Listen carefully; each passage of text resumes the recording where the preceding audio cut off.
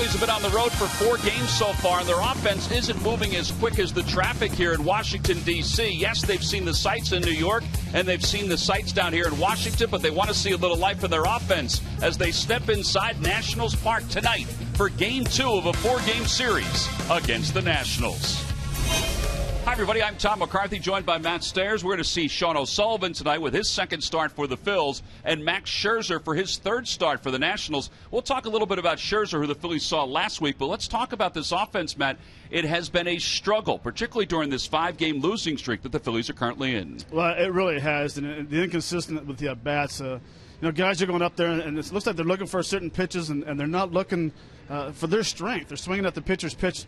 You have to have a plan when you step in the batter's box. You hit from your strength, and you can see that the 5 games so far with the losing streak, the number that jumps out is 40 strikeouts. That's the one where you got to make the adjustment, put the ball in play.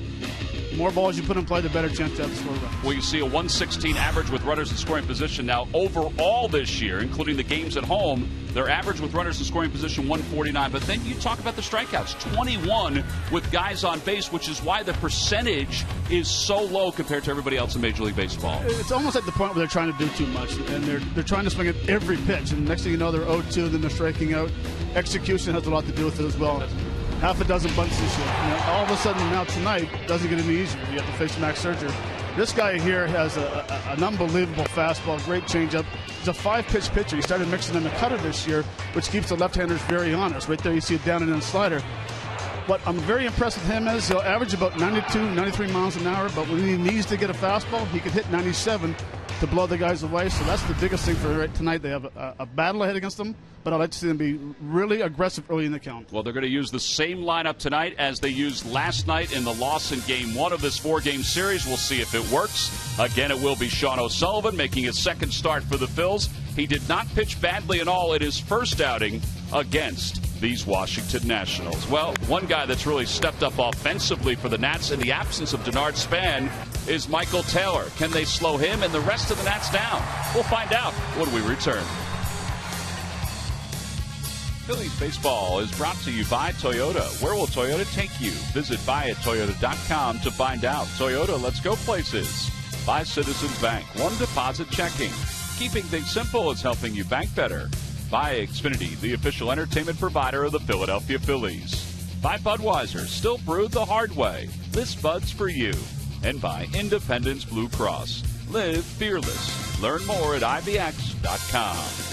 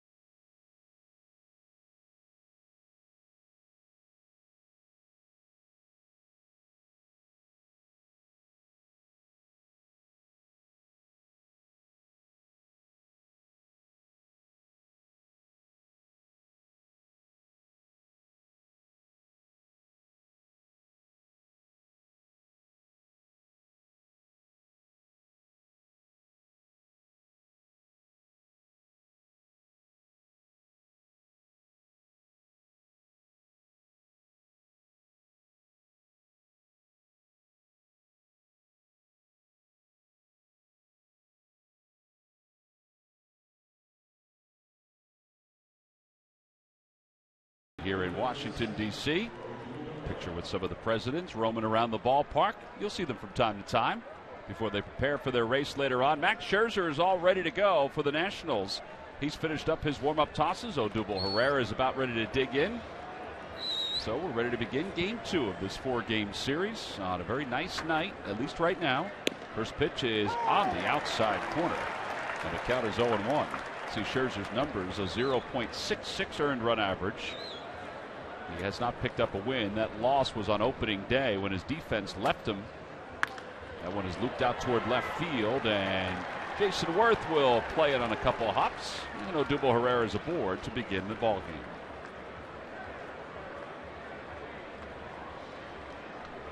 Well, here's a Budweiser scouting report on Scherzer. 92 to 95 mile an hour fastball, slider curve change. You might as well throw in a cutter there because you learned how to throw it this year. And last year had great success in Detroit at home, leading the AL in 11 wins. Yeah, overall he was 18-5, so only 7 wins on the road, an earned run average of 3.15. He has had 4 straight years of 15 wins or more coming into this ball game, or coming into this season. Here's Freddie Galvis, who takes inside. 1 ball and no strikes. Galvis was 1 for 3 in last night's ball game, overall hitting .344. His one was the triple to right field. A lot of the outfielders were saying that the ball was really traveling more than they thought in last night's game. And Galvis was one of those fly balls that traveled way more than Bryce Harper thought. About halfway up the wall in right field.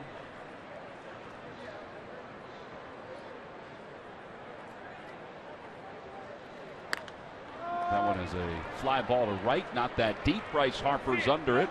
Now he doesn't see it. Whoa, it's a foul ball. And Freddie Galvis will have some new life with the count 1 ball and 1 strike.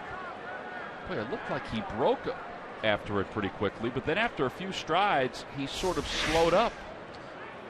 Yeah, as soon as the ball was hit, you could hear the bench was yelling, he doesn't see it, he doesn't see it. Usually you don't lose a ball this early in the night. Yeah, but it's kind of a mixed bag up top, too. Some clouds, some blue skies. Interesting. So 1 ball, 1 strike. Take advantage of it.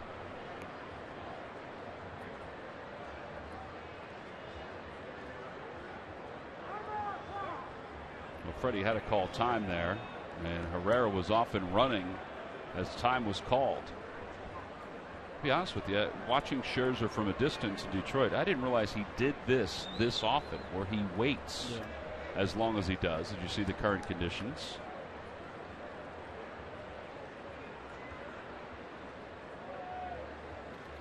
Inside, 2-1. The Lucky McDonald's Phillies home run jackpot contestant is Diane Tufo of Fairless Hills, Pennsylvania. Phillies hit a home run in tonight's ball game, and Diane will win $300.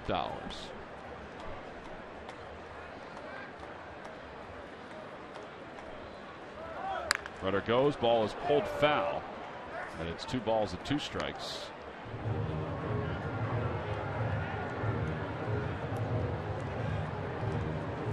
Phillies have only scored 2 runs in the first inning of games so far this season.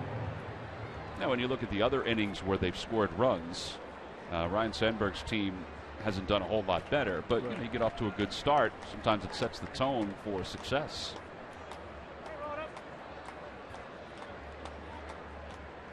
There he goes. Pitch is lifted in the air to center field. Herrera will stop and then start going back. And Taylor makes the catch. 1 out. All right, let's take a look at the rest of the Phillies starting lineup, brought to you by Xfinity, the official entertainment home of the Philadelphia Phillies. It'll be Chase Utley, Jeff Francoeur, and Cody Ashley. Carlos Ruiz bats 6th. Ryan Howard again batting 7th. Darren Ruff hits 8th, and batting 9th and pitching, of course, is Sean O'Sullivan.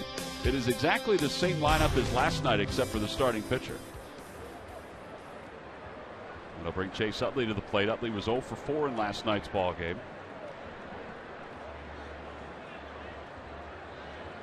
0 for 4, but he hit 3 line drives.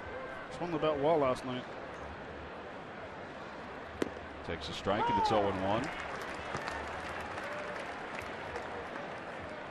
It's kind of interesting watching Chase in the clubhouse today. He was talking to Ruiz, and it's almost as if he was mimicking Scherzer's motion from the stretch. You know, showing Carlos where he took the ball out of the glove, where his release point was, that kind of stuff.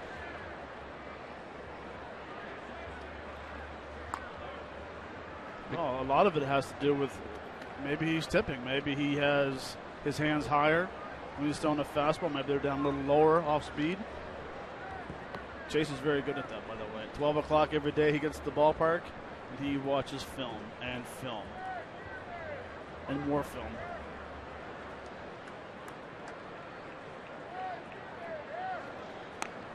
Another throw over. That's probably the quickest toss we've seen from Scherzer in 2 games. Usually he just lobs it over. Well, he's only faced Utley 4 times. Utley is 1 for 4 against him. Chase so far on this road trip is 3 for 15.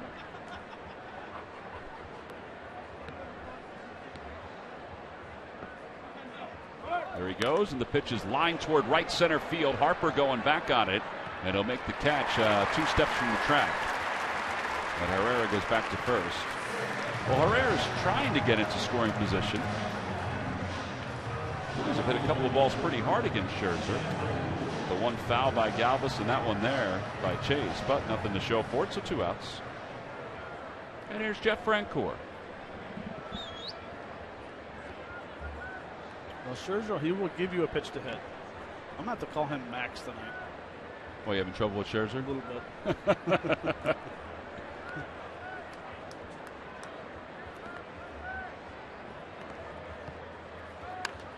Fly ball down the left field line. That'll be out of play, and it's 0-1 to Francoeur. So far this year, the cleanup spot, and it's not only Francoeur, but it's Howard before that, and a couple of other guys. Cleanup spot is hitting just 132 with no home runs. The cleanup hitter for the Phils has no home runs this year. A little more than a week into the season.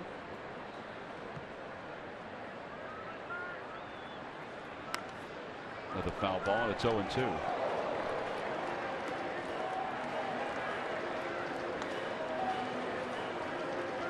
Why does he take so long, Matt?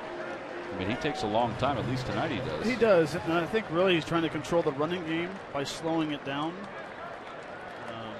You know, to me, if you want to slow it down, you get on the mound and be quick pitch sometimes. But he's being very deliberate with this, sitting there waiting. You know, as a pitcher, you want to try to change the timing of the base runner. And he's right now he's getting in a routine where he's almost 1001, 1002, etc. to 5, and then he's pitching. Now, if you quick pitch right now, you freeze the runners. Now it's hit back toward the middle. It's going to leak into center field, a base hit. Herrera is going to stop at second, and the Phillies have runners on first and second with 2 men down. On the Toyota Major League scoreboard, well, the much ballyhooed debut of Chris Bryant didn't really factor in the decision. The Padres defeated the Cubs 5-4. James Shields started that ball game for the Padres. Bryant was 0 for 4, 3 strikeouts. His last at bat, he grounded out. He made a couple really good defensive plays, though. Joe Madden arrived at the ballpark today to double the number of cameramen, reporters, and he said, "Is it the playoffs already?"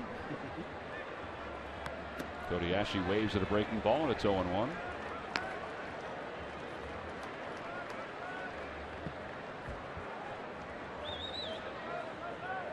Bryant tore it up during spring training and had some choice words.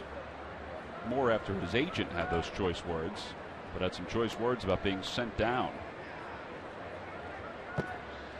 Well, I tell you, I watched his bats today.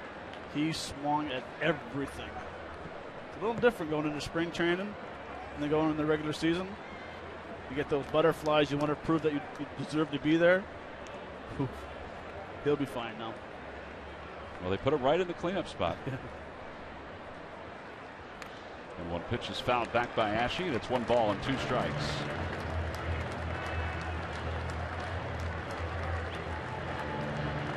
Scherzer, the last time out against the Phils, allowed 1 run, struck out 8. The Nationals wound up winning the ball game in 10 innings. It was the final game of the 3-game series at Citizens Bank Park. This is only the 16th pitch. That's it. Yeah, it seems like it's been much more deliberate an inning because of his pace in between pitches. That last pitch to Cody, actually, that's the one we're talking about. He has that extra gear. He'll average 92, then all of a sudden, boom, he can throw 95 miles an hour. Speaking of last night, Mr. Pfister. Ground ball right side. To his left is Espinosa, and he'll throw to Scherzer covering in time. No runs, 2 hits, and 2 men left for the Phillies. They threaten here in the first, do not score, so Sean O'Sullivan will go to work when we return.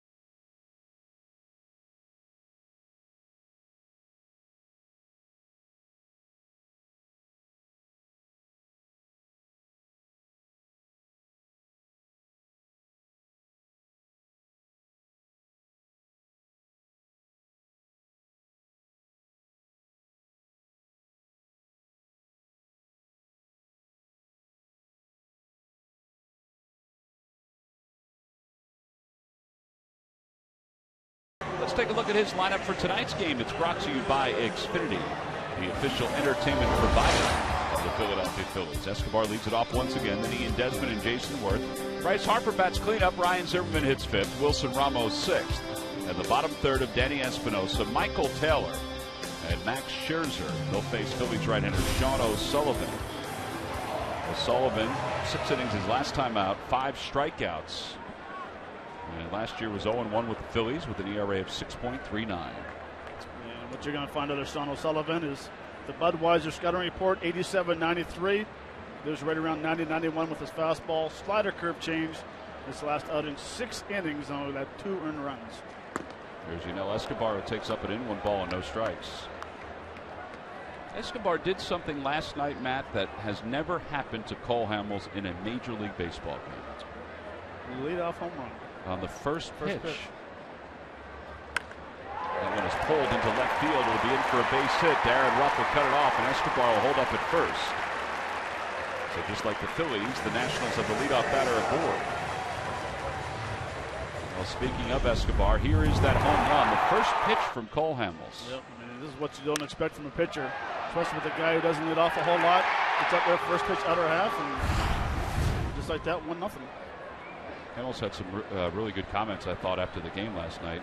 Basically took it all on himself, saying he needs to be better. And I'm paraphrasing that he's the guy that needs to keep the momentum going or stop the losing streak, and he understands that. Here's Ian Desmond. Desmond was 1 for 4 last night. That was the first pitch back. It's 0-1.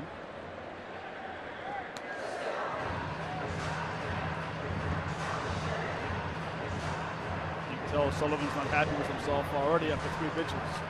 3 pitches up in the top of the strike zone. He kind of walked around the mound a little bit, realizing he is a sinker baller. Get the ball down in the zone. And that's what he did in his last start. He was down in the zone. And he hits Ian Desmond, so that'll put runners on first and second with nobody out. During the 2015 season, Turkey Hill, the official ice cream of the Phillies, will contribute $100 for each Phillies victory and 5 cents for each carton of Phillies Grand Slam ice cream. Sold to support the Phillies youth baseball and softball programs. Brad Sedberg's wondering if that ball had hit the bottom of the bat. From our vantage point, which is way upstairs, it didn't seem that way, Matt. Elbow. Ron Culpa is behind the plate tonight. Actually, might have hit just above his wrist.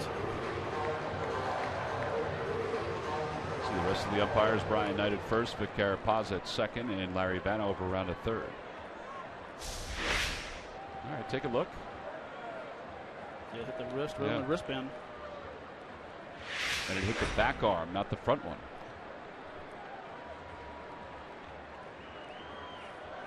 Worth had one hit last night. It was a double. Takes outside, 1-0.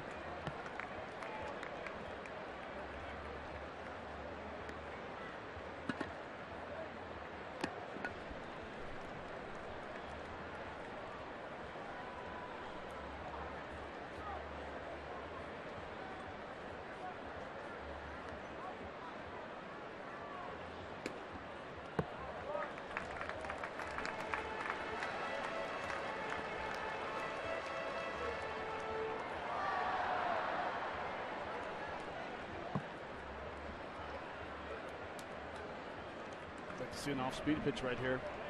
Try to get up in front, try to get that downhill tilt on the ball instead of everything up flat and high up in the zone. On the outside corner, Worth checked his swing, and it was called a strike. It's 2-1. So Sullivan makes some mechanical adjustments during the offseason. He also changed the way he's throwing his changeup.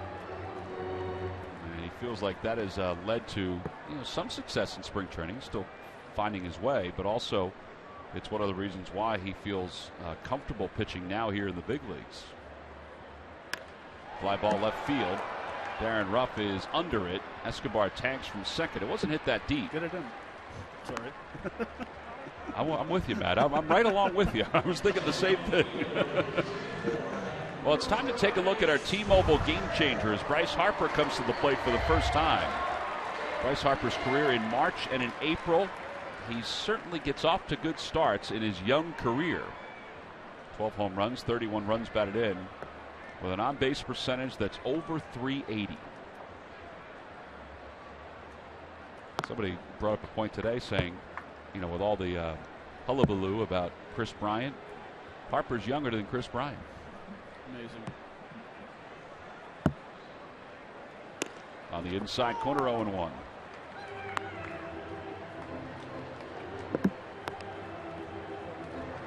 Well, you can see that it's starting to rain here at Nationals Park.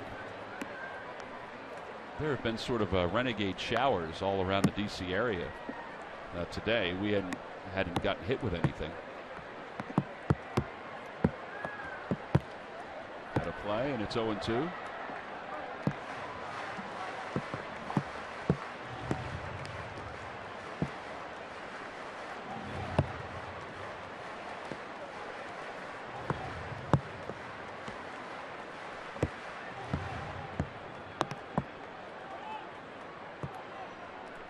Some big old drops coming down. Sounds that way.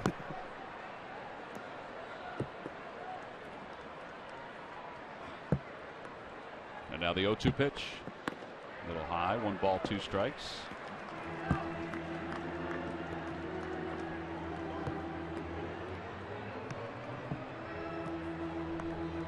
Harper on the year hitting .237, 2 home runs.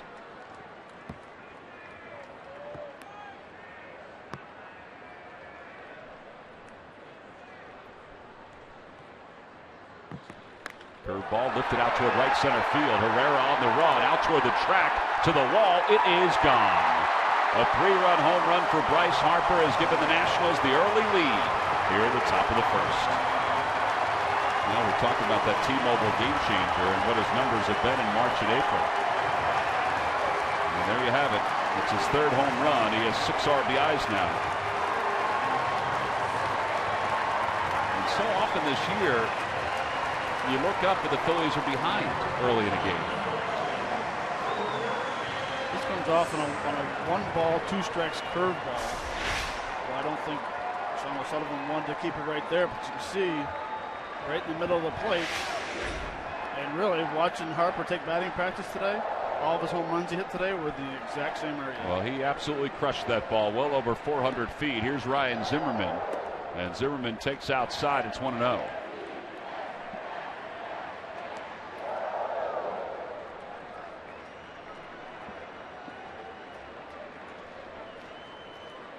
Zimmerman with a couple home runs. He's hitting .162.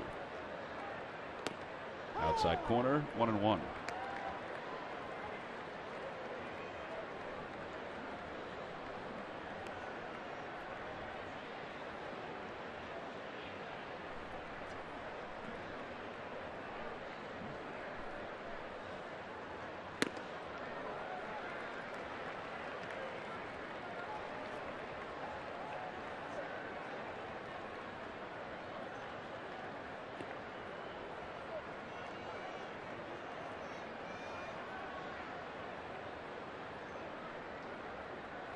Ground ball towards shortstop. To his left is Galvis, and he gathers it. And there are 2 outs here in the first. Nice play by Freddie Galvis. That's Sullivan's best pitch right now is the changeup. You got Jason Worth out in front with the weak fly ball to left field. Got Zimmerman out in front. So we'll start mixing in a few more changeups. Let's get some confidence in himself. Well, we talked about that. You know, that's the pitch. One of the pitches that he really worked on this offseason to become a more viable pitcher on this level. Wilson Ramos is the batter, 1 for 4 in last night's ball game, and it's over for strike. 0-1. Ramos this year hitting .212.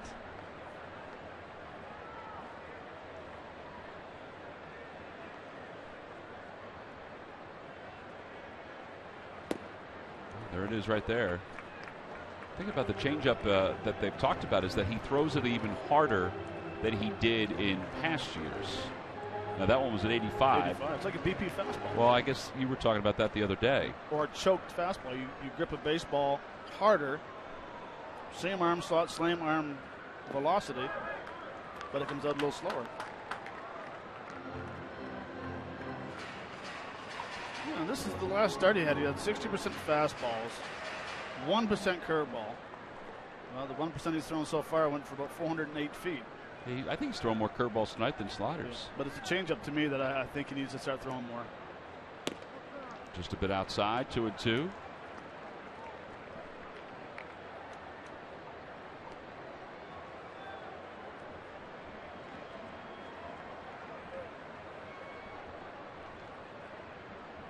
Bryce Harper's given the Nationals a 3-0 lead, and that pitch is low. A changeup, 3-2.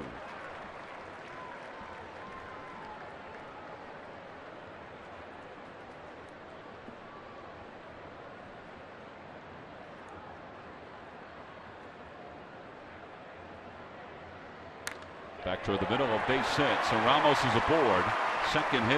Third hit of the inning. And that'll bring Danny Espinosa to the plate.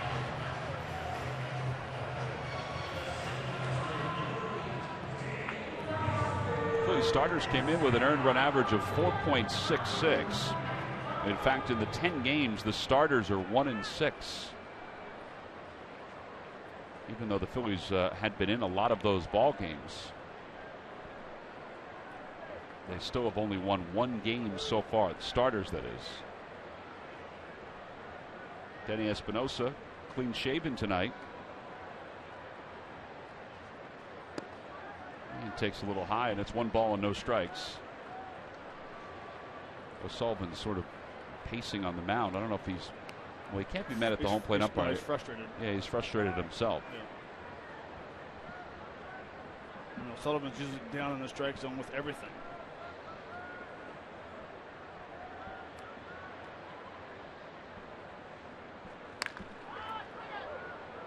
That one's pulled foul, and it's 1-1.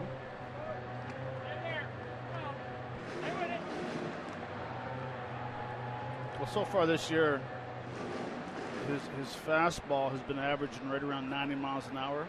But the number that talk about his changeup, the league's hitting 0.83 versus his changeup. Yeah, tonight the fastballs hasn't hit 90 miles an hour, right? It's been 88, 89. Hit 92 once. Okay. Tad low with another changeup, and it's 2-1.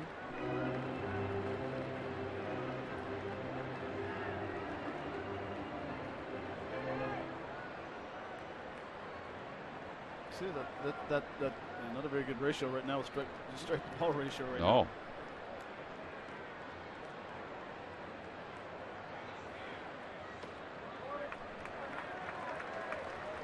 Well, that is the 26th pitch of this inning.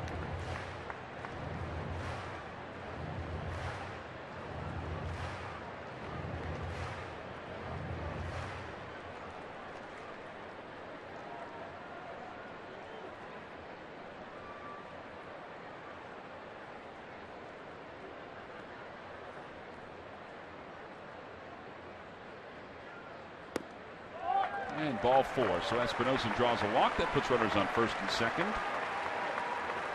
So he's walked one, he's hit a batter, he's allowed 3 hits, and Bob McClure heading out to the mound to chat with his right-hander, with Michael Taylor coming up.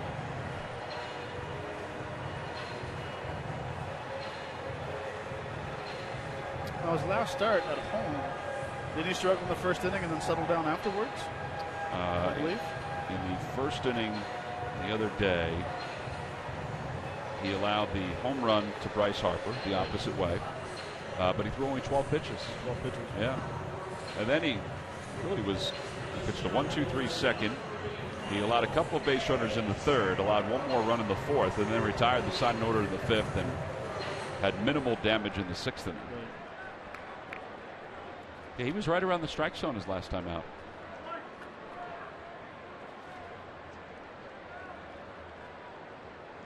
Sometimes, though, I guess, when you're facing a team again, you change your approach a little bit just to get them off balance or thinking off balance. This is more about command, though, isn't it? Yeah, it's more about command. And really, if you had good success last game, you stick with it.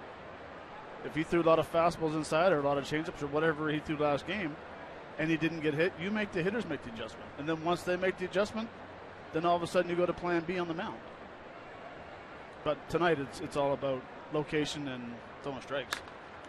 Popped him up, foul territory. Howard will give it a look over toward the tarp, but that's going to be out of play. But he's ahead, no balls and 2 strikes.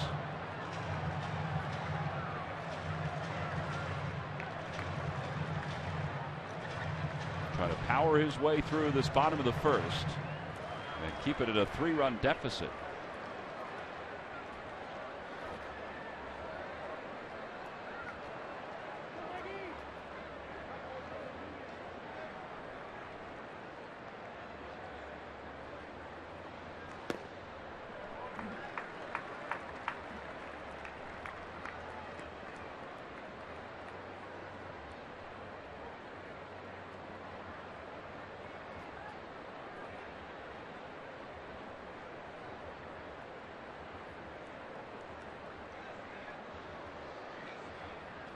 Swing and a miss. He got him with a breaking ball. The side is retired. But the Nationals strike first. They get a 3-run home run for Bryce Harper, who's homered twice now against Sean O'Sullivan. It was a curveball that he whacked to straightaway center field more than 400 feet. So the Phils trail at 3-0 as we go to the second.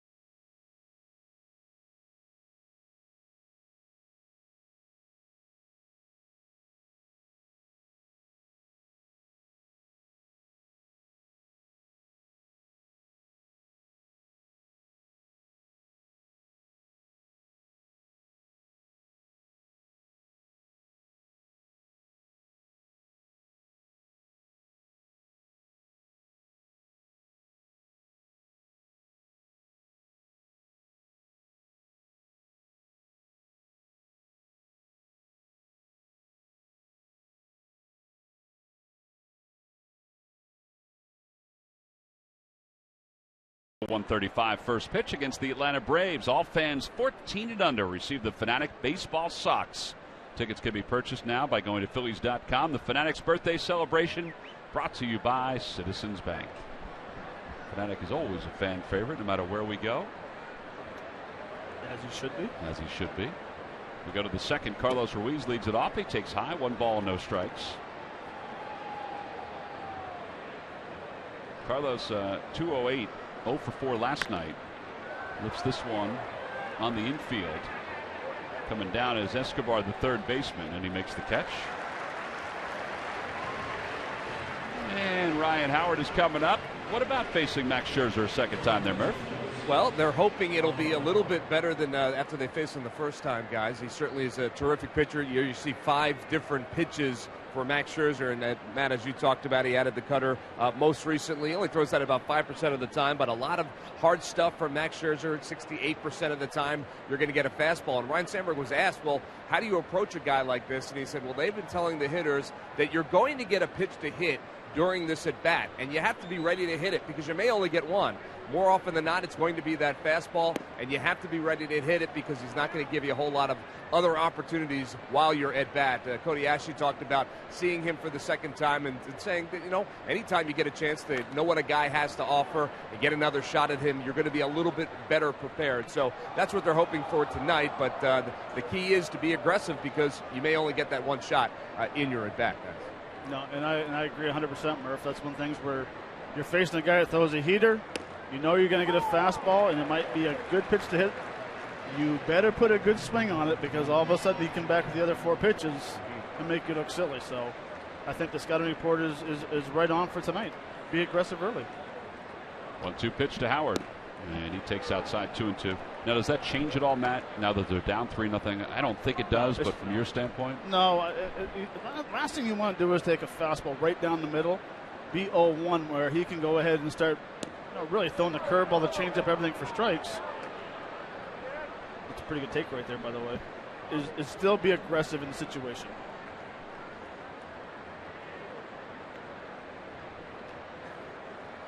Swing and a miss. Howard is out front.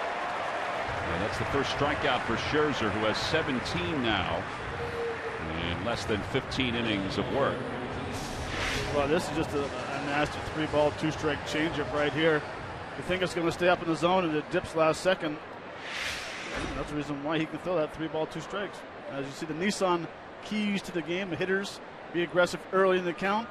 And my second key is better approach with runners in scoring position. The Phillies had a runner in scoring position in the first inning and did not score. As Darren Ruff fouls it back, it's 0-1.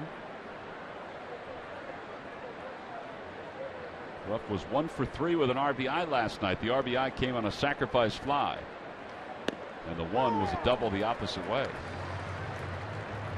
Quickly, it's 0-2.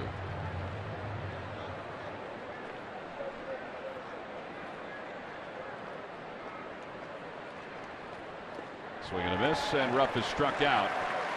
And the side is retired. Back-to-back strikeouts for Scherzer, and the Phillies go down 1-2-3. And they're half of the second. On to the bottom of the second inning. The Nationals on top, 1-0.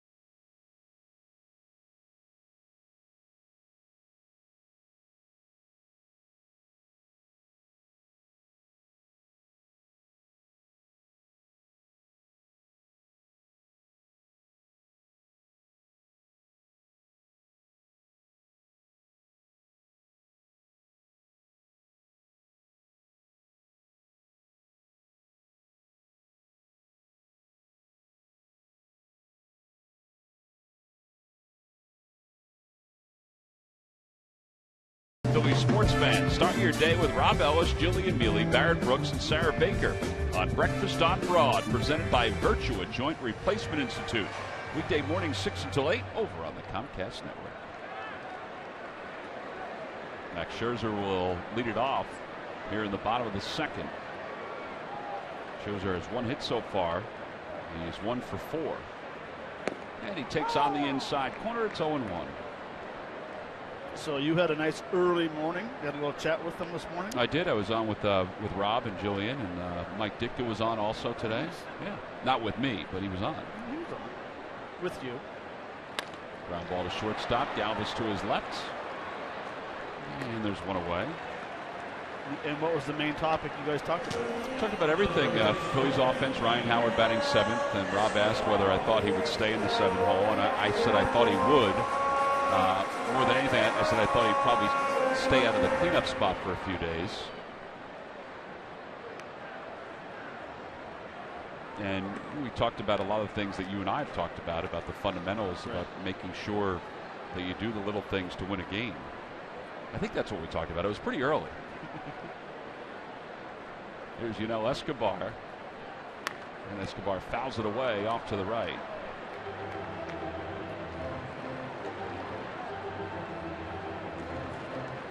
Gotta give Escobar some credit. He's been around for a while now. He left the Braves. Didn't always put 100% effort, it seemed, into his game. And has played with a couple of other teams as he flies that one out toward right. Francoeur's under it. But I'll tell you, we've been here for 2 days, and he's been out taking ground balls at third base, making throws to second base, and doing base running. He's doing a lot of base running with the coaching staff. Well, I guess now that he's the leadoff guy, they must think he can steal bases. It's not going to happen. You are what you are, Matt. It is, and Matt Williams has done a nice job of bringing everyone out, doing a lot of early work with these guys.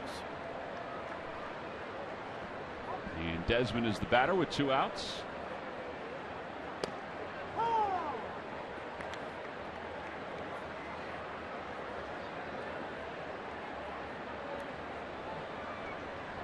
Matt Williams in his 2nd season as the manager of the Nationals.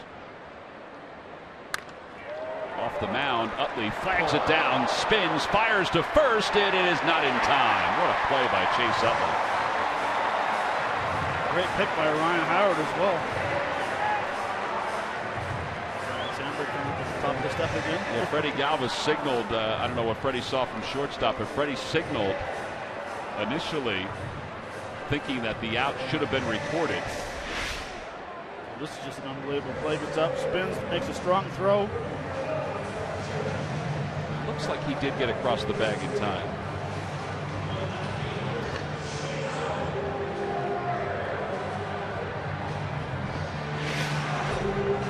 So Desmond is safe. He'll get an infield hit. And Jason Worth will be the batter.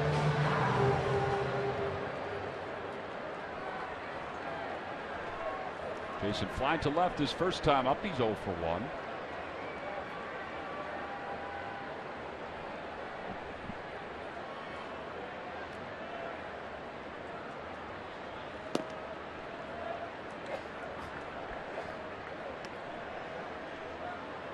Yeah, so we've been here for 2 days, and I haven't brought it up yet. Uh-oh. What in the world kind of music do they play during the batting practice for the Phillies? It's designed that way. They're trying to lull everybody to sleep. Brutal. It's the first time it's happened. We don't remember it from years past, but they play soft music, love songs, relaxing music. And let me rephrase it. It's not, the music's not brutal. Yeah. The concept? It's just, when it, so I'm thinking next time that the Washington Nationals come to Philly, you put one song on, you hit repeat, and you play it for an hour straight. Or you don't play music at all. Well, you have to. The fans are in the ballpark.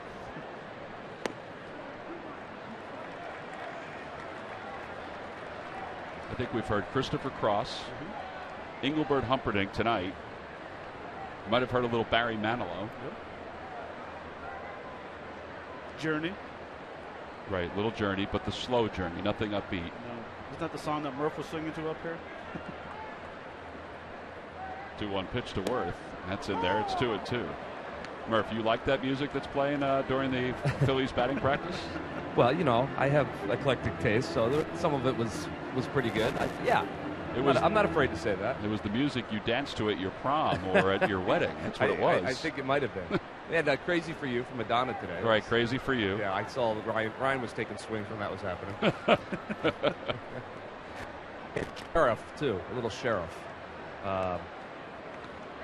When I see or something like that. I recognize that one from high school as well. Yeah, they did it yesterday. Apparently they're going to do that for all the visiting teams. 2 balls and 2 strikes. Be interested to see whose decision that was. I don't think anybody's going to admit it if it's their decision.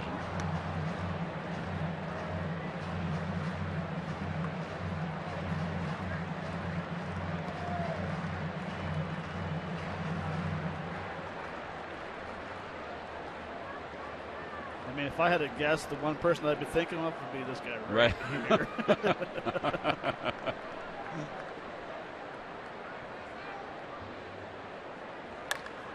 Over to Chase Utley. He's got it, and he'll throw Jason Worth out. And the inning is over. No runs, 1 hit, and 1 man left. We've played 2. We'll move to the 3rd here in Washington, and the Phillies down by 3.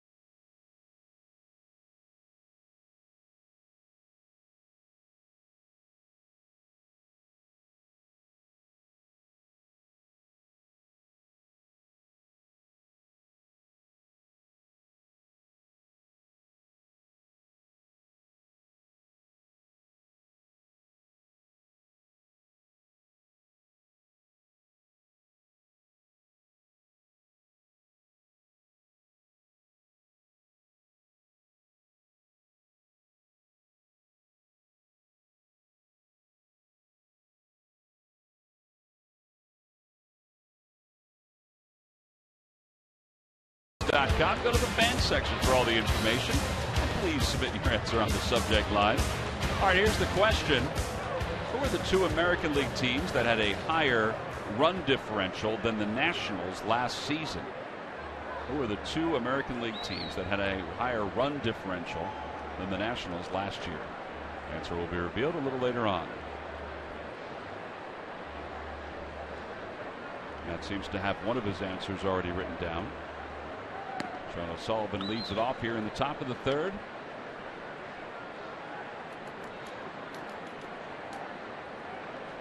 Phillies trying to end a 5-game losing streak. 0-4 on the road. They've hit 4 home runs on the road. They've scored only 8 runs, though, in those 4 games.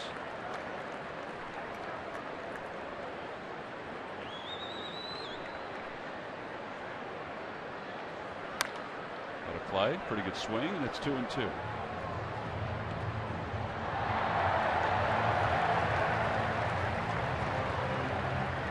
Somebody made a nice catch.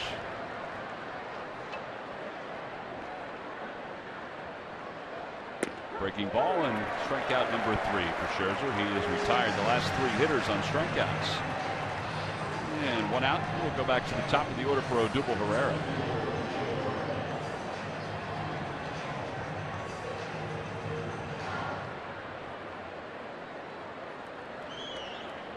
Max looks like he's getting in that routine where he's feeling a little more comfortable, better rhythm, pounding the strike zone with all his pitches.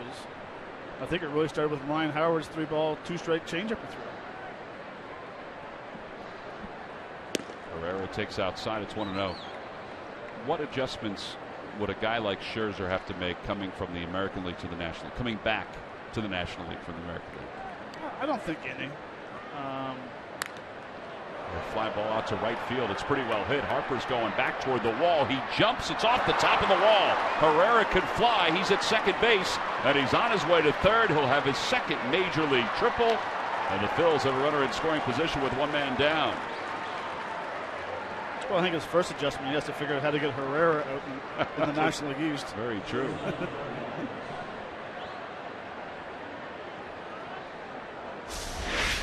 This is a very nice swing. Good timing right there. Gets a fastball up in the zone. Little bat flip. I think he thought he had it. I think he did think he thought he had it. Just probably 2 feet ahead of above Bryce Harper in right field. And that's nice to see right there. Getting a fastball up in the zone and being able to turn on it. And the question is he going to be able to handle a good fastball? Well, right there, he proved that he can. Well, he has 5 extra base hits now.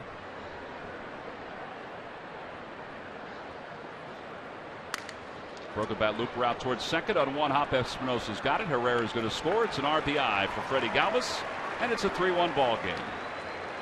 So although they don't get a hit with a runner in scoring position, they do make contacts and get the run home. And not to belabor the point, but that's how important it is to just make contact and not strike out like the Phillies have been with runners in scoring position.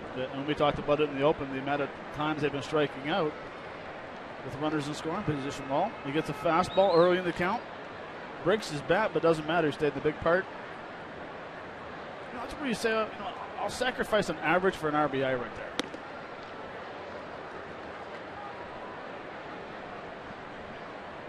Want to know to Utley. Utley fly to right. His first time up. Hit it a pretty good way. Got it on the hands, and he hits this one to shallow center field, and Espinosa, the second baseman, puts it away. And the inning is over. Buffalo Bills, thanks to a triple by Odubel Herrera, his second big league triple. He eventually scored, and the Phillies have cut the margin to 3-1.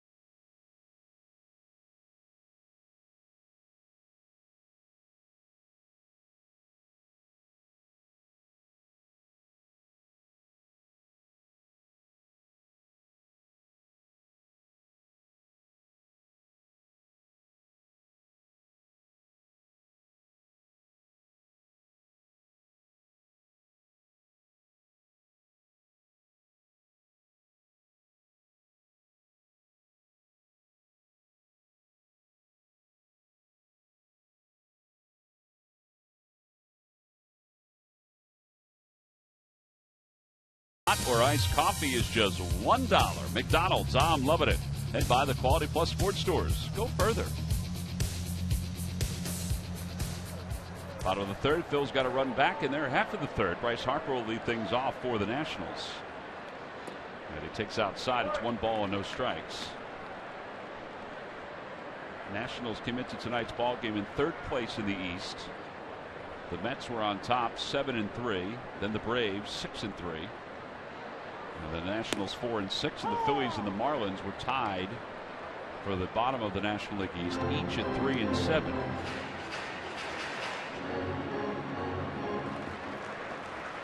Matt Williams said the other day that he feels like it's only a matter of time for his team to starting to get to the 500 mark or better.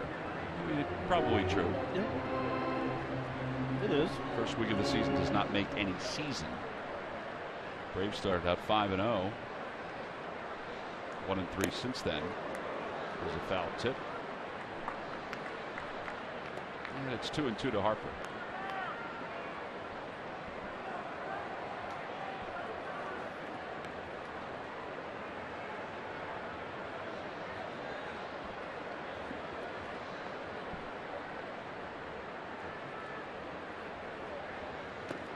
And he got him. Threw him something soft, and it's the second strikeout for O'Sullivan. And one out here in the third. Speaking of the Atlanta Braves, they'll be in town on Friday, April 24th to start a 3-game series. Great weather, great baseball at Citizens Bank Park. Spring is surely in the air. Make plans for weekend baseball. Order now at Phillies.com.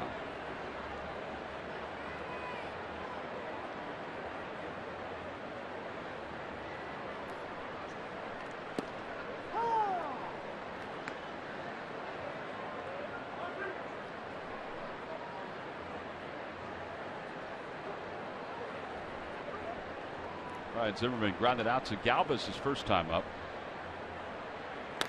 Back toward the middle. Galvis will get another chance. Charging right around the bag. And there are 2 outs. Getting back to about the comment about Matt Williams talking about the team, just a matter of time. Well, Span hasn't been around. Rendon hasn't been around. There's your 1-2 guy in your lineup. Jason Worth just came back in Boston. So we know their starting pitching is going to be very strong. It's just a matter of are they going to be able to catch the ball on a regular basis and cut down the errors. And their bullpen. Yeah, I don't think their bullpen is great, but that could change as the season moves on. Ramos off the hands, loops it out towards shortstop, and Galvis is there to put it away. A very easy inning for Sean O'Sullivan. It's an 8-pitch inning. We'll go to the 4th. The Phillies down 3-1.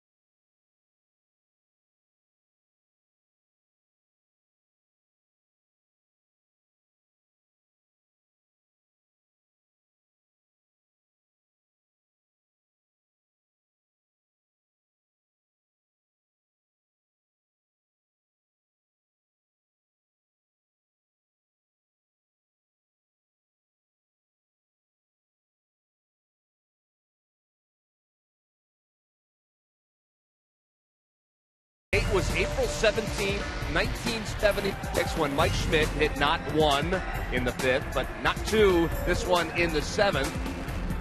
Another one in the 8th, and he added 1 more in the 10th. 4 consecutive home runs. It tied a major league record. The Phils were down 12-1 to the Cubs. They were down 13-2 in this game. They came all the way back and won the game 18-16. April 17th, 1976. I know a lot of our viewers remember that game for sure. And Tom, I know you talked to Mike today, and he remembers it as well, does he not? I asked him, I said, what do you remember about that day? And he said, everything. I said, what about the weather? He said, comfortable spring day, 65 degrees, a light breeze blowing out. Well, and Wrigley can be a great place to hit. That 3rd home run he hit. Yeah. Good Lord. Oh, yeah. He hit some long ones at Wrigley. He and Dave Kingman. Oh. I mean, that went over the batter's eye, 2nd deck. Well, that was some day. Just to watch the highlights of it, that was some day. Here's Jeff Francoeur to lead it off in the 4th, and he takes outside 1 ball and no strikes. Francoeur singled his first time up.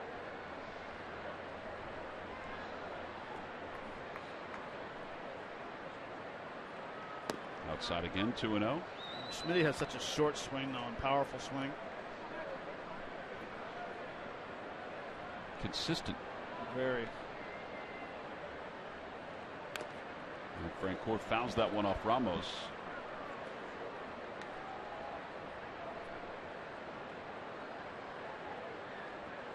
I like the fact that he could hit home runs to all parts of the field.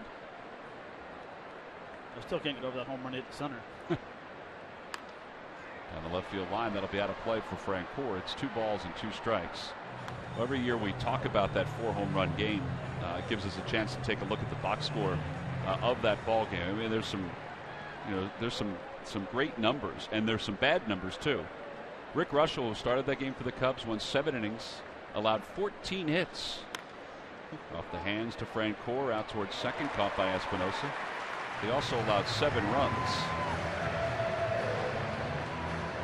Meanwhile, Steve Carlton went an inning and 2/3. He allowed 7 hits and 7 earned runs. I mean, how often does that happen? Particularly at that point in Lefty's career.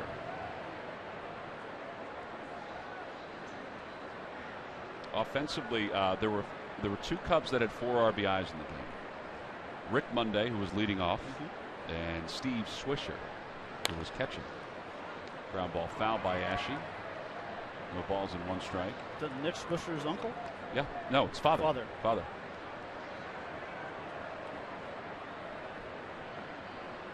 Schmidt finished with 4 runs scored on those home runs, but 8 RBIs.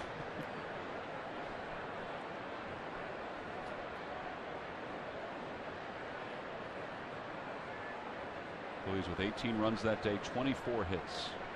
A 1 pitch to Ashe. With a ground ball foul. And this is the 3rd home run I'll keep on talking about. I mean, look how short and compact that swing is. And I think about it. You're 400 and whatever, 400 feet. That lands up in this area, up in here. I mean, that's 5 plus. Yeah, Rick Monday took 1 step, maybe 2, and then just watched it go. And you never see center fielders doing that. You always think a center fielder might have an opportunity. Well, no chance on that one.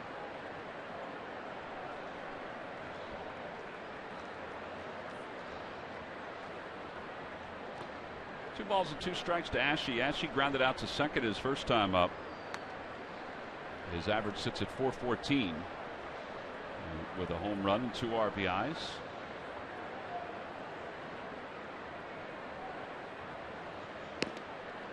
He's worked the count back full now, 3-2.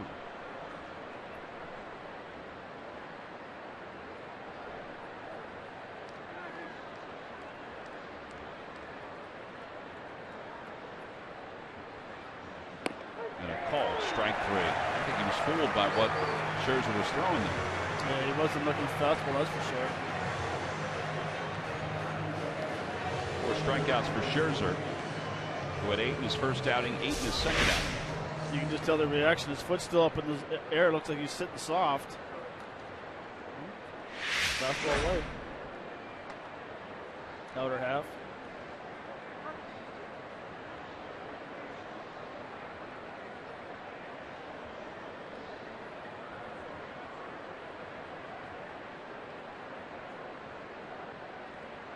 Carlos Ruiz takes a breaking ball. It's 0-1.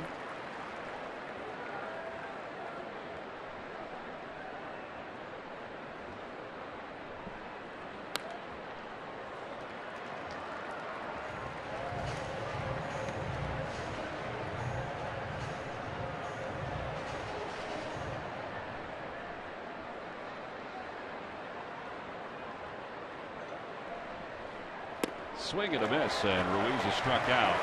Back-to-back strikeouts again for Scherzer. Phillies go down in order. That's 5 strikeouts for Scherzer through 4. We'll head to the bottom of the 4th, and Sean O'Sullivan goes back to work.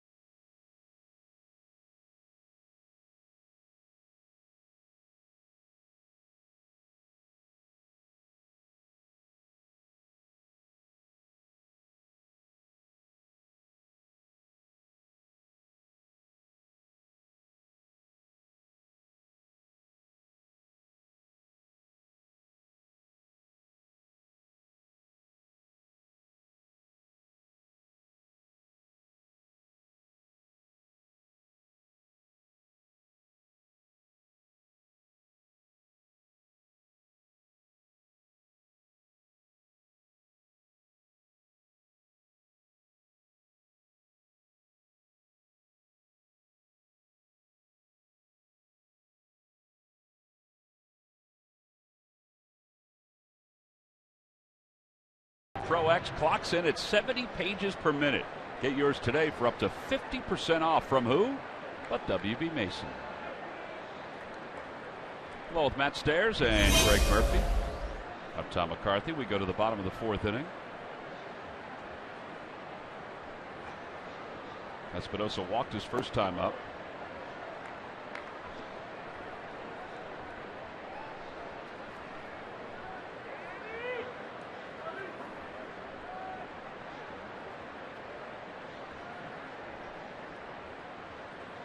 Swing and a miss. 1 ball, 1 strike. Good movement on the changeup right there. A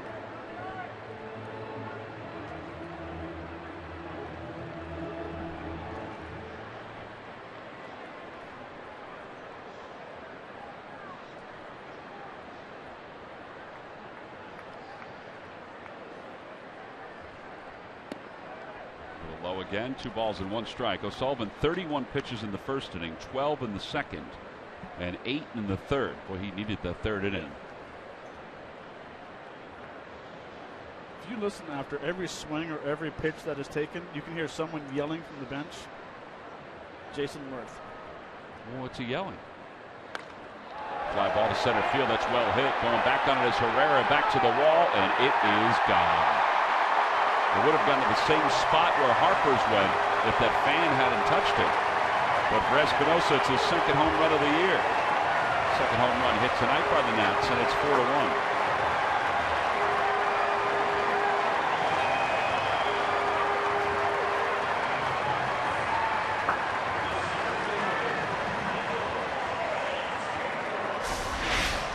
This is a changeup right here, right down the middle of the plate. It's actually the third straight changeup he got.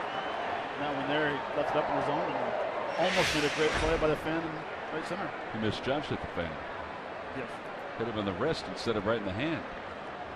Here's Michael Taylor. Taylor struck out his first time up. And it's 1 ball and no strikes. To answer your question, what Jason Worth yells is always something positive to the hitter. Way to swing it, nice take. There's always positive stuff coming out of him.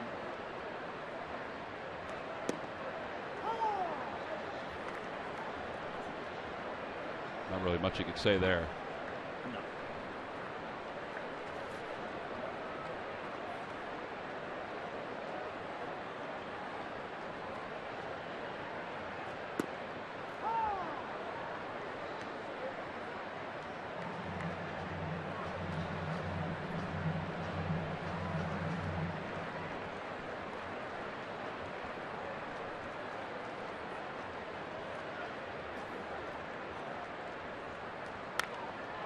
Pop that one up down the right field line. It'll be out of play. Off the bounce.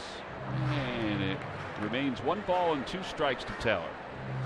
Taylor is the number 2 prospect in the Washington Nationals organization coming into this season.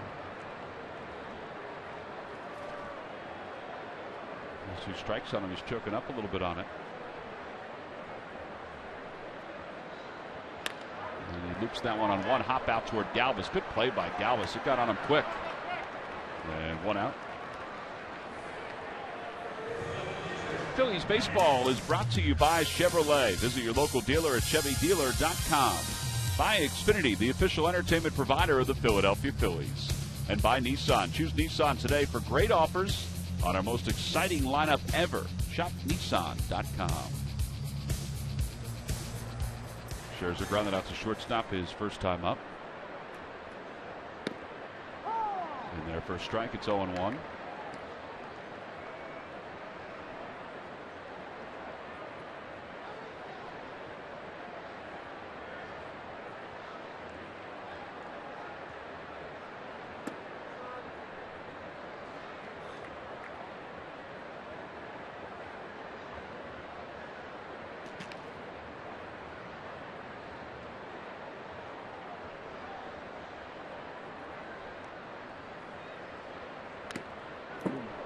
Knocked the mask right off Ruiz, and it's 1 ball and 2 strikes.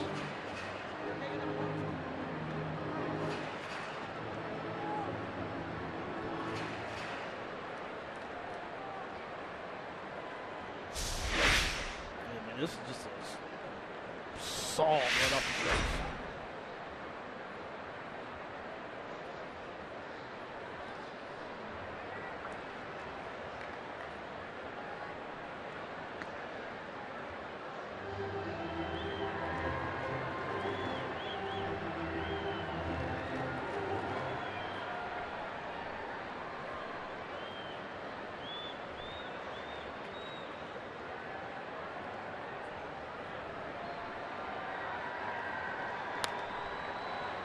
a slice toward foul territory and hit the railing. There remains 2 balls, 2 strikes.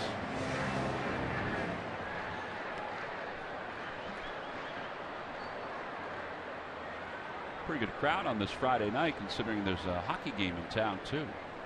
Capitals are playing the Islanders in the NHL playoffs. Broke his bat, ground ball back to the mound, and O'Sullivan will flip it over to first. And there are 2 outs. This Tuesday, the Phillies will salute Jackie Robinson. A commemorative pin will be given out to all fans, plus a pregame ceremony that starts at 6:45. Will include an introduction of Philadelphia Stars Malin Duckett and the honor guard. The Tuskegee Airmen will be part of that. Hatfield Dollar Dog Night, plus a lot of other things going on at the ballpark. Go to Phillies.com to purchase your tickets. 3-game series against the Miami Marlins.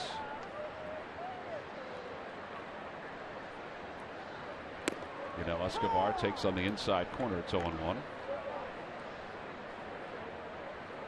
Escobar is 1 for 2. Singleton scored. Flied out to right.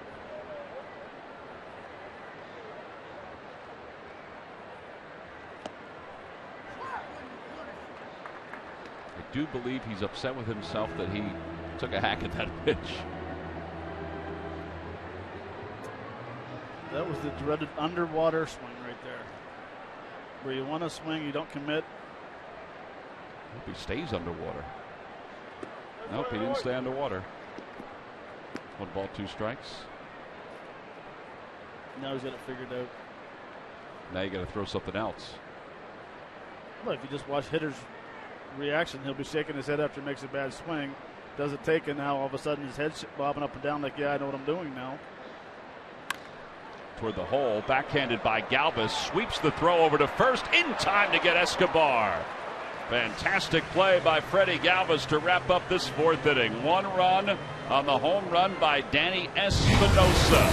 Now Freddie Galvis has played some very good shortstop on this road trip. Helps the Phils get through the bottom of the 4th. We'll head to the top of the 5th.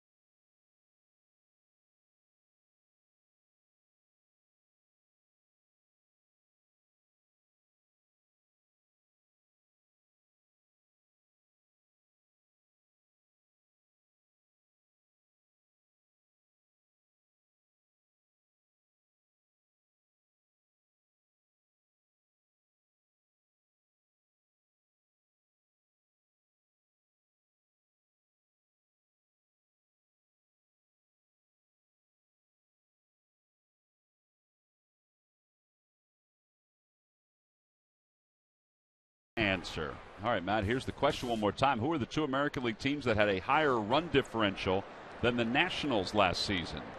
Well, they got time since they're just getting a second baseman, so I'm going to think about this. Oakland's number 1. Oakland is number 1, plus 157. And I'm breaking down the other teams. My other choice would be between the Angels and Detroit, and I'm going to go with the Angels. The Angels is correct, plus 143.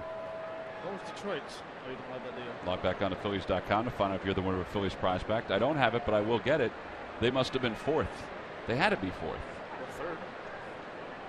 Well, the Nationals were 3rd, weren't they? The question was American League. We'll have to go to the cloud and check that one out. Dan Uggla, by the way, takes over at second base for the Washington Nationals. As Ryan Howard leads it off. I'm not sure where Dan Uggla was, but it took him a long time to come out and play second base. He may have been on the couch. Howard fouls it off Wilson Ramos. Tigers were plus 52. So they were not third. Just saw Danny Espinosa. Now he's out in shallow right field, but he's going to go over and play third base. At least that's what we were told. And Howard strikes out. Second time tonight Howard has struck out. So 6 strikeouts for Scherzer. All right, so Escobar looked like he injured his groin right before he gets to first base.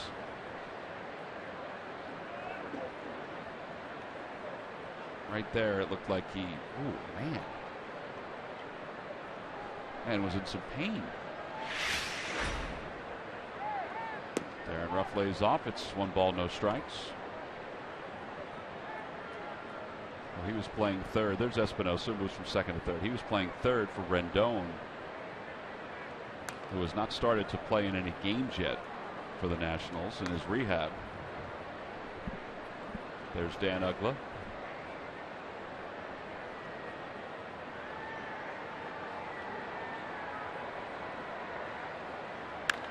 And Ruff lines it into left field, a base hit. Second hit of the series for Darren Ruff, so he's aboard. And O'Sullivan will come to the plate. It was actually a pretty good pitch. A sinker up and in. And we've talked about it all year about how short a swing Darren Ruff has. He just showed it right there. It's good to see him get a couple of knocks versus the right-handers the last couple of days. It's good to see him getting a chance to play for a couple straight days just to get some swings in. In a big outfield, too. I know there's always been questions about his outfield defense, but this is a big outfield. You're tested if you're a left fielder in this ballpark. O'Sullivan squares again. And he bunts it in the air. Here comes Zimmerman diving. Oh, what a play by Ryan Zimmerman. It was a remarkable break. And then the explosion at the end for the second out here in the 5th inning. Oh, it was. He has a tremendous jump right there, and he reads it off the bat. All out. Nice catch. That was a tremendous play. I mean, he had to change direction in the middle of that sprint. Look at that face plant, but a lot of that stuff has to do with what's a count. So the first baseman will stay there for like 1,001, 1,002. Then when he starts to cheat in, that's when the pitcher throws. Well, here is Herrera with the runner at first. So once again, the Phillies cannot get a sacrifice bunt down. 0-1 to Herrera. Well, the Nationals people are very happy with the way Ryan Zimmerman's played first base. He's had to move over there because of the shoulder injuries and because of the problems throwing, the yips that he's had from throwing from third.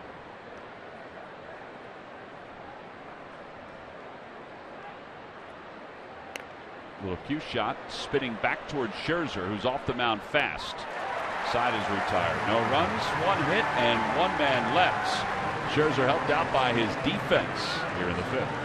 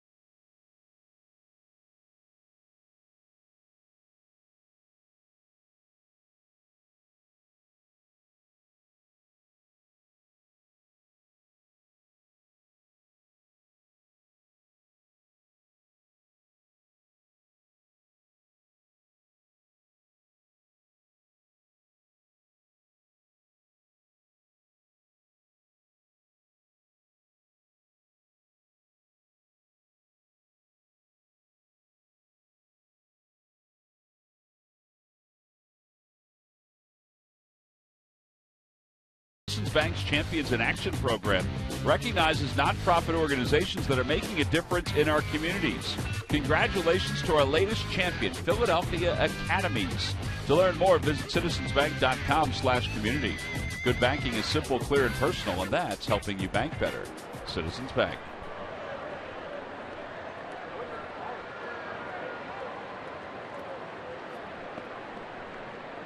Here's Ian Desmond to lead it off, and Desmond takes low. 1 ball, no strikes.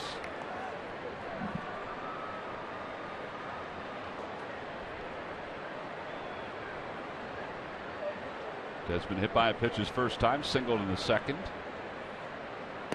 Inside, 2-0. Matt, what do they do with Ian Desmond after this year? Just reading I was just going to say, big decision what they have to do next year. Turn down a big contract. It's 7 years and a little more than $100 million. 7 years. That's that one sharply to third. Cody Ashe is there. And the ball not dug out by Ryan Howard.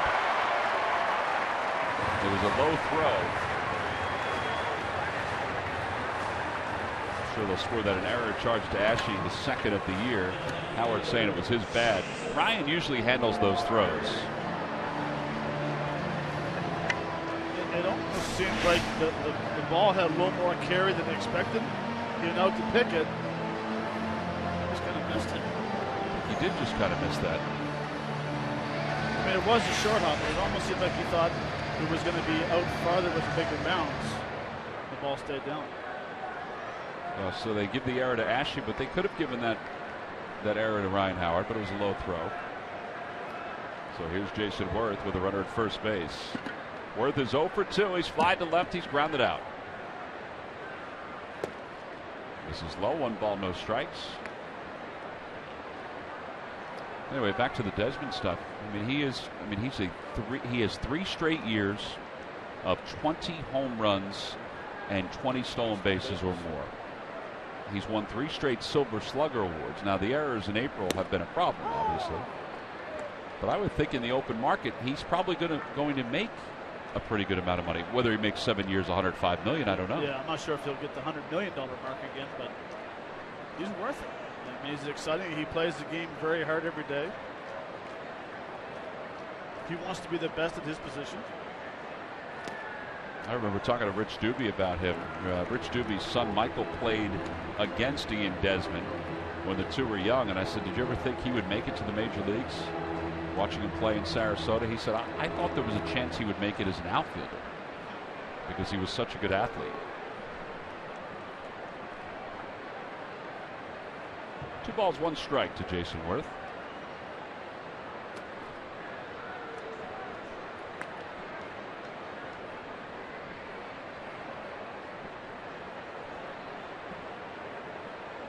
I think everybody was kind of surprised that he turned down that size contract.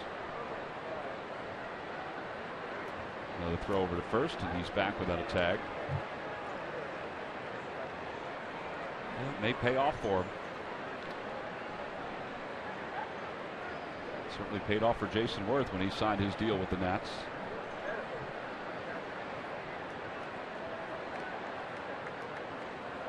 Outside, 3-1.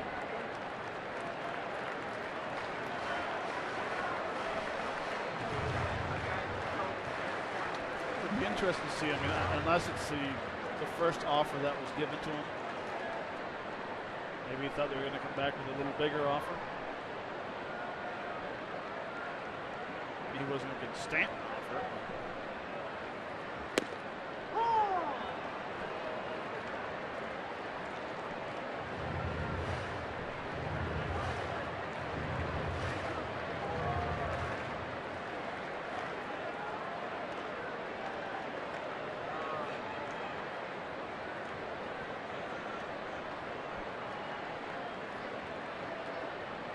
Runner goes, pitch is hit toward third. Ashe will have 1 play, and that's to first, and he zips this one across the diamond. So Desmond safe at second. And 1 away here in the 5th. Phillies baseball is brought to you by Budweiser. Budweiser is still brewed the hard way. This Bud's for you.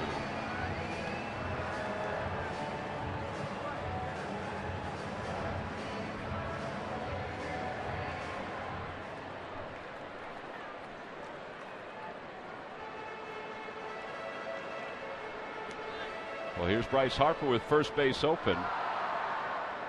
Even though you have Zimmerman to deal with, Genmar Gomez is warming in the bullpen. What would you do here, Matt? Would you walk in and put the double play in order? Well, I mean, Bryce Harper he's a free swinger at times. Maybe throw him some pitches out of the zone and see if he'll get himself out. I think it really depends on after the first pitch. If he throws the ball, then put him on.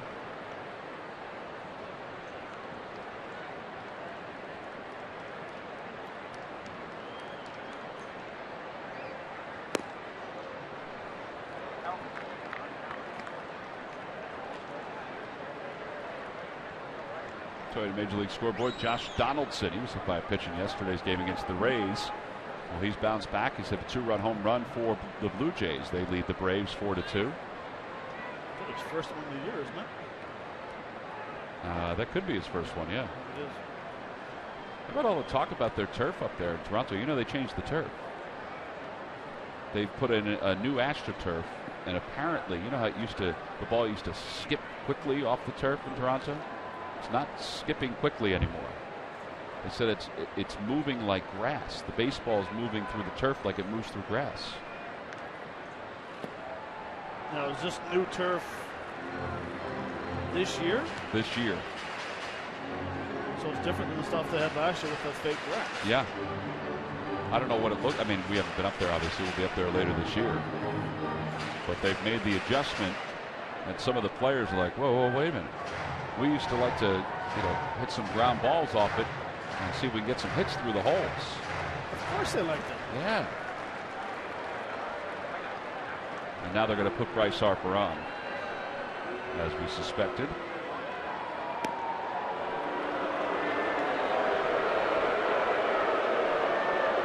So they'll face Ryan Zimmerman and hope that they can get him to hit into a double play. And there's ball 4. So Harper's aboard. Runners on first and second. Yeah, I tell you, hitting on that old AstroTurf was fun. Because as soon as you hit a line drive or you hit a ball hard on the ground, there's a good chance it's getting to the wall. Yeah, apparently it's not doing that in the infield, and it's even dying in the outfield. But wasn't Toronto thinking about putting real good grass in the infield? Everybody has talked that this might be the first step toward that. What do they care? All they do is hit home runs anyway. Well, I don't think the bottom of the order does that as much. Zimmerman hits the first pitch foul, and it's 0-1.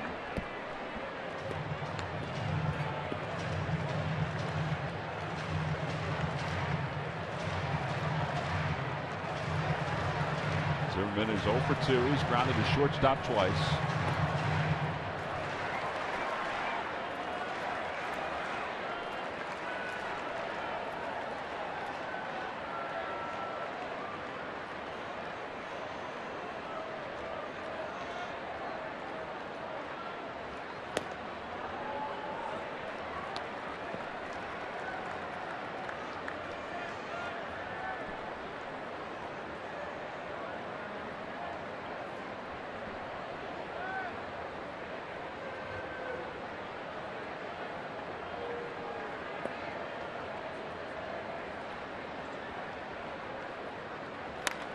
Fly ball deep to right field. Francoeur over toward the line. Does he have room? He reaches up and he makes the catch. The throw goes to second base. And safe at second is Bryce Harper. He and Desmond both move up. They should appeal this at first base. It looked like he left too early. I thought he left too early too. Turned out to be a really good play by Jeff Francoeur. Ryan Sandberg's up at the top step.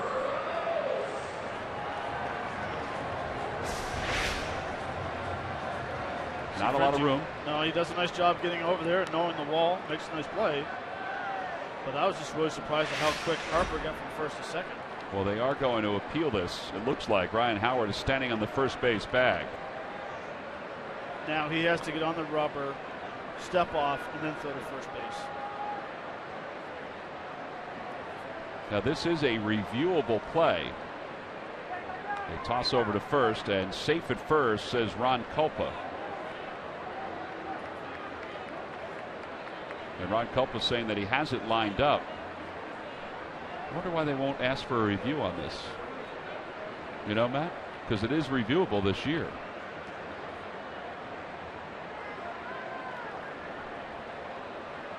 Well, now they can't because the batter's in the box. Well, they couldn't anyway because O'Sullivan went to the mound. And Wilson Ramos is the batter. First pitch is inside, 1 ball, no strikes. It's kind of interesting that that they wouldn't have just asked for the review.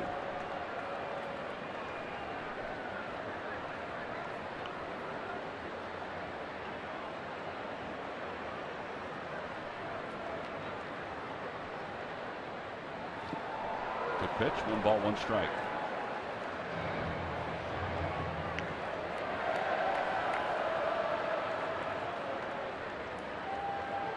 The only thing I can think of, the reason why they didn't appeal it or go to the replay is that they, by the naked eye, they thought he was out or he left early no matter what.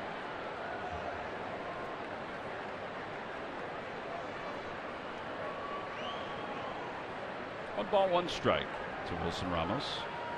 Outside 2-1. I guess my thought is after O'Sullivan threw the ball over, they appealed it.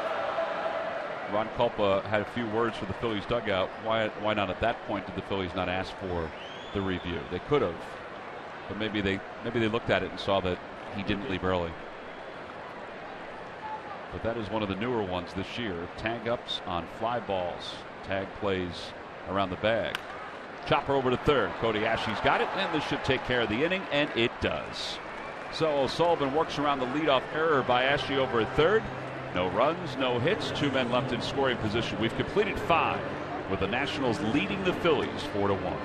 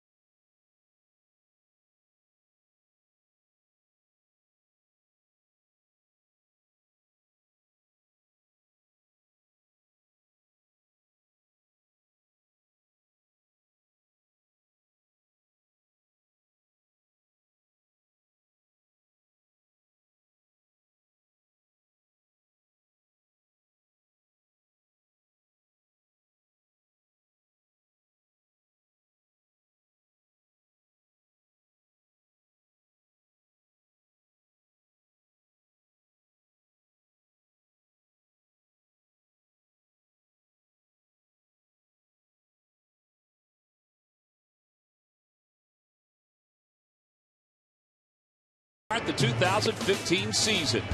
Out of the bullpen and into the crucial late innings, the relief corps has stepped in and stepped up in consistent fashion. A strong point last season has once again become a controlling factor on a nightly basis.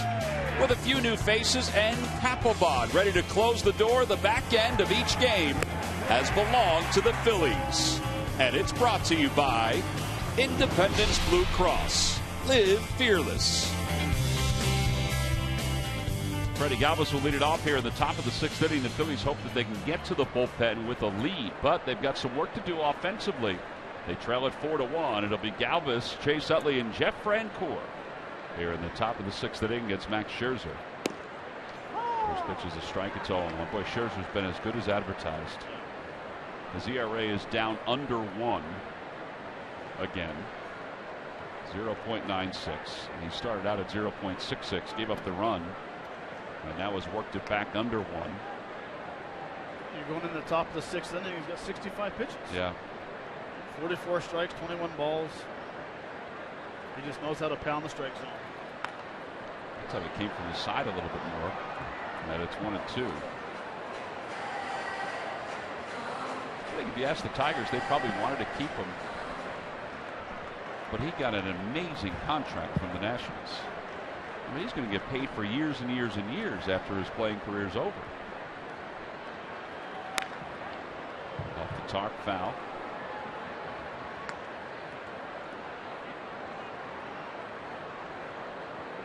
He is the wins leader among active pitchers since 2012. How about Lance Lynn being on that list? Chopper right side. Dan Uggla takes the easy hop, and there's one out. All right, so that play, the fly ball down the right field line, Harper did not leave early. No, he did. He went back nice and early. You can see them. He's tagging. Frank Core has not got the ball yet. Desmond's off a little bit. Now he goes back and tags, but he's still on the base. And then when Frenchie comes up and throws the second base, that is when he does a nice job of tagging up and taking off. Now that is synced up. Yes. That's synced up by the production cavity. And that's what Major League Baseball would have been able to look at also when reviewing it. So the timing is even there. The ball's in one strike to Chase Utley. Utley hitting a .139 so far this year.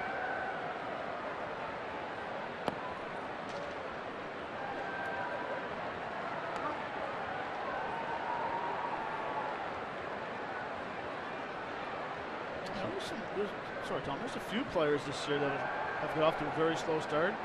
Batista from Toronto, Encarnacion, both from Toronto, are both hitting 175 and 143. It's early. And the nice thing about veterans is they don't panic. Well, some of the numbers, as everybody knows, I mean, for the Phillies hitters, they're eye-popping. How low their average is at this point. I mean, Chase is at 139. Carlos is under 200. Ruiz. Howard's under 200. Ruff is right around 100. 136. Fly ball fouled on the left field line. 3-2 to Chase Utley. But then you have Cody Ash at 400. Right. Galvis at 314. And Herrera at 265. Yeah, Herrera's going up. Herrera started the night at 226, and now he's at 265, as Matt said.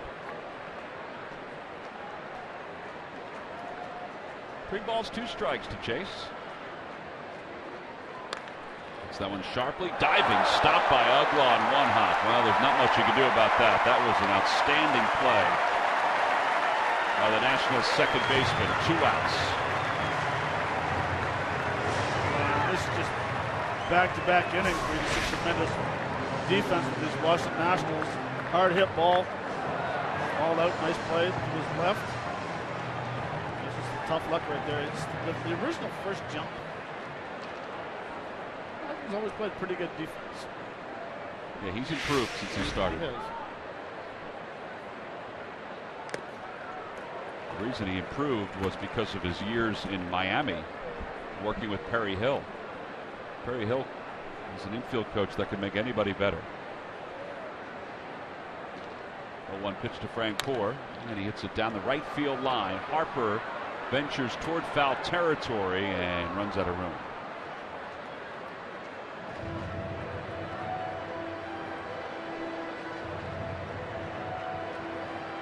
The ball's 2 strikes to Frank Core.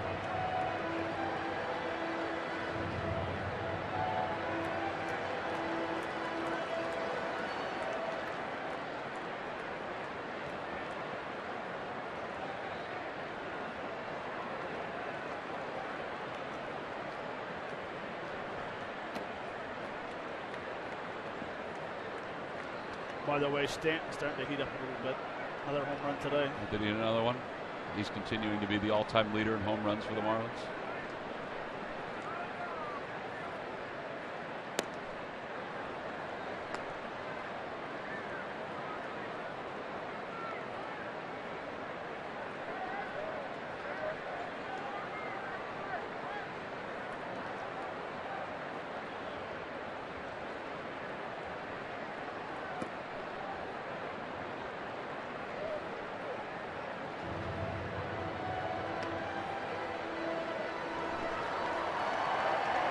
Scherzer has distributed the outs pretty evenly.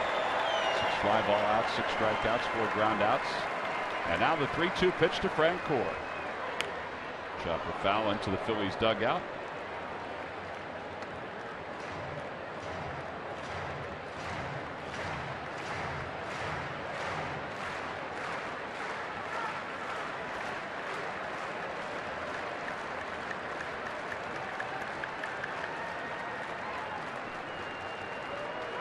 Swing and a miss. He got him. Francoeur will hustle down to first. Ramos's toss over to Zimmerman will retire him. 7 strikeouts for Max Scherzer. He sets the Phils down in order. Some really good defense by Dan Uggla helped him along the way.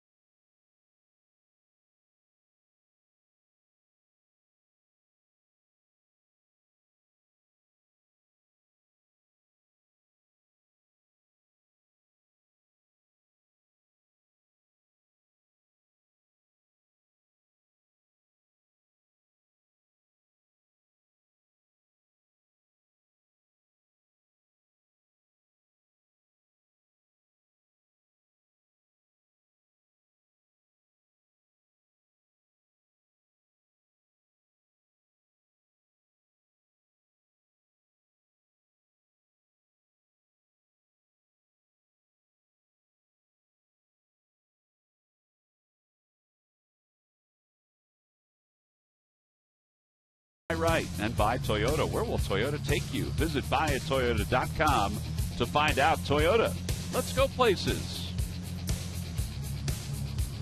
We go to the bottom of the 6th inning. Phillies made a double switch. They have lifted Jeff Francoeur from the ball game. He is no longer in right field.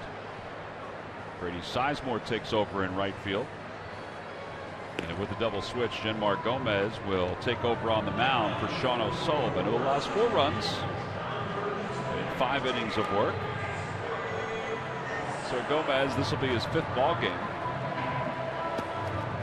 Pretty good chance at some point tonight that Ken Giles will get into the game because he hasn't pitched since last weekend. Gomez has allowed some base runners, 9 base runners in 4 innings of work. He'll face Denny Espinosa, Michael Taylor, and Max Scherzer here in the bottom of the 6th inning.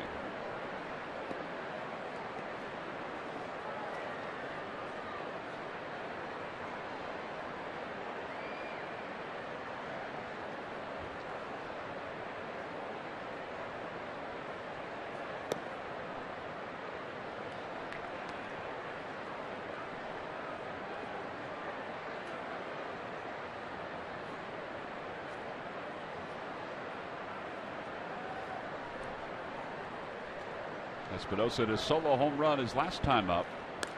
And he lifts that one out toward left field for Darren Ruff, who backpedals under it to put it away. So 1 out here in the 6th inning.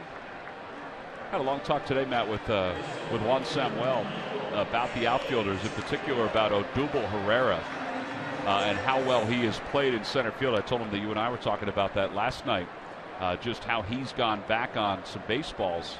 And Sammy was echoing the same things. He's been impressed with his jumps. He's been impressed with his recognition. We also talked about the ball last night that was over his head, where he realized, okay, I can't get it, so I'm going to play this comfortably off the wall to hold this guy to a double, which is exactly what he did. Oh, yeah. But he said he's been very happy with his progress in center field and how he's been able to track the baseball. Well, he's been doing an awful lot of work with it, that's for sure. Spring training. before batting practice, during batting practice. What's more important, when a guy's in the cage shagging fly balls or taking fly balls from that guy right there at second base? Playing them off the bat during batting practice.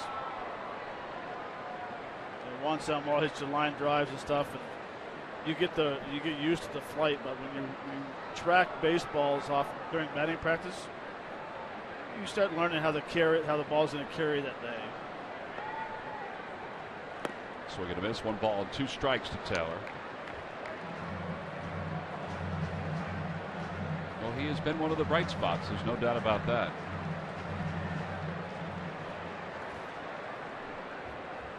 He's been shifting back and forth where he is right now. He's pretty much straight away in center field with Taylor up. He started off sort of toward right center field during this at bat and then has moved around. But he plays like right behind the pitcher. Because the center fielder, you're supposed to play a couple steps to the left or a couple steps to the right. If you see there's that line right there where he's standing right behind the pitcher. So you kind of get blocked out by your pitcher with the delivery. Foul tip, and Ruiz hangs on. Strikeout number 1 for Gomez. And 2 outs. Tonight, be sure to catch the sit-down interview with the Union's stalwart defender, Ray Gaddis, and find out what's his secret to becoming one of the league's best lockdown defenders. That and much more on State of the Union coming up tonight at 11:30 right here on Comcast Sportsnet.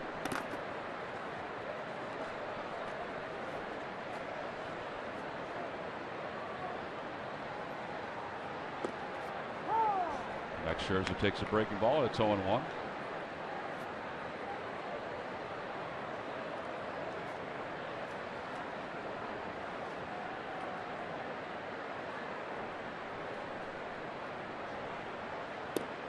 Inside, 1-1.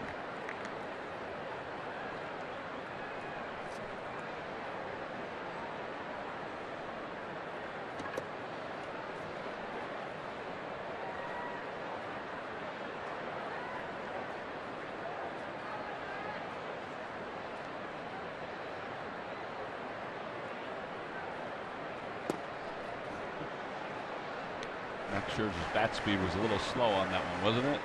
Is that why you're laughing? Well, I was laughing with the swing, but I was also laughing. That's a photo swing. So when you finish, you stay there and pose, knowing that the camera people are taking some pictures. I don't know if you want that one, though. You don't. Here's the 1-2 pitch to Scherzer. Off the plate, and that'll roll foul. And it remains 1 ball and 2 strikes. I can't say nothing. He's hitting a higher average here with the Nationals than I did when I played here. Here's the swing. Get your cameras ready, everybody. Get your cameras ready. Just stop right there and pose. Like he didn't move. Like he just stayed there. But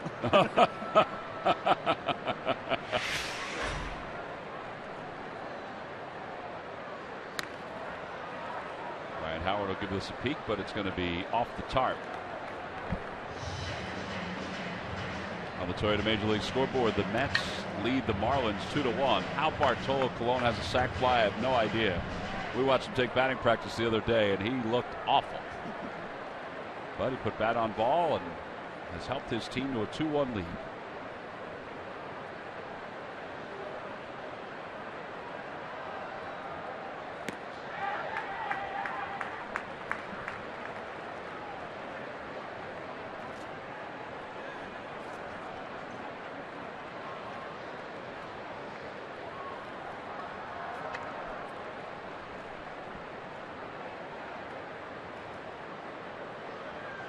And a called strike 3. Gomez gets a 1-2-3 6th inning, strikes out 2 along the way.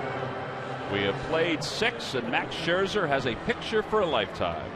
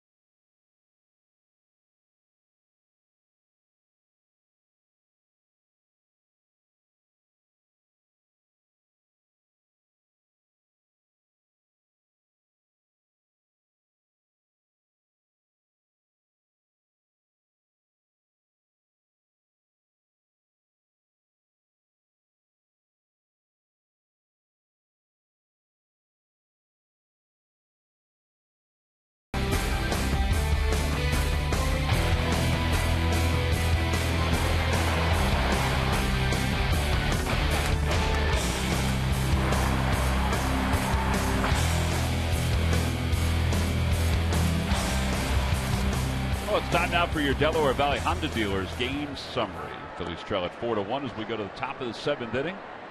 Odubel Herrera's had a nice night offensively, but Max Scherzer has had even a better night for the Nationals. 7 strikeouts over 6 innings. He was helped out by Bryce Harper's 3-run home run in the first. So it'll be Cody Ashe, Carlos Ruiz, and Ryan Howard. Well, obviously this losing streak is tough on everybody. Murph, it's put a lot of the younger guys sort of into the spotlight to kind of deal with the pressure of this losing streak. It has, and it was something that coming into this season we were looking for and wondering how some of these young guys in the clubhouse would react to probably a bigger role in that clubhouse, Cody Ashe being one of those guys. He was having a conversation today with Jim Salisbury about how the guys are dealing with this early losing streak as the season gets underway, and he said, look, what we're talking about in the clubhouse is don't panic. That's been the message. They're going to go through some prolonged losing streaks as they're in right now, and the idea is that yesterday is yesterday and today is the only day you can worry about, and that's what Cody was saying that a lot of the guys were trying to preach over the past couple of days. So it's certainly a good message. It's a good message for everybody, really, if you stop and think about it, but just worry about today in hopes that you can start to turn things around, because the games that are already over and that they've lost, they can't do anything about them at this point. Well, I think he's right on with that. I think that's with every walk of life, and particularly in sports, you've got to turn the page. I mean, sometimes one game seeps into another, like we've been talking about the offense and the inability to bunt and stuff like that, but you really do have to turn the page and have a very short memory. But it is very hard. But it's hard to do it, yeah. Swing and a miss. Ashe is struck out, so 8 strikeouts for the 3rd straight start for Max Scherzer. And it's hard to do because when you go in the middle of a losing streak after we see this high fastball by Max, top of the zone, and that's the one we talked about where he has that extra power behind it where you get the 95, 96 mile an hour. But getting back to it, it's not fun coming to the ballpark during losing streaks. It's hard to have fun. Yeah, you try to put the game behind you. At 12 o'clock tonight, you think about tomorrow's game. That's when you let it go. But it's hard. I was in Kansas City Royals. We lost 17 in a row. Wow. Talk about turn the page. Well, let's hope it doesn't get to that point. No. Soft-footed shortstop. Here's Desmond. And, oh, man, another error. It is remarkable. The 7th error of the month of April for Ian Desmond. I mean, that was as easy a play as you're going to find. He just bobbled it on the exchange.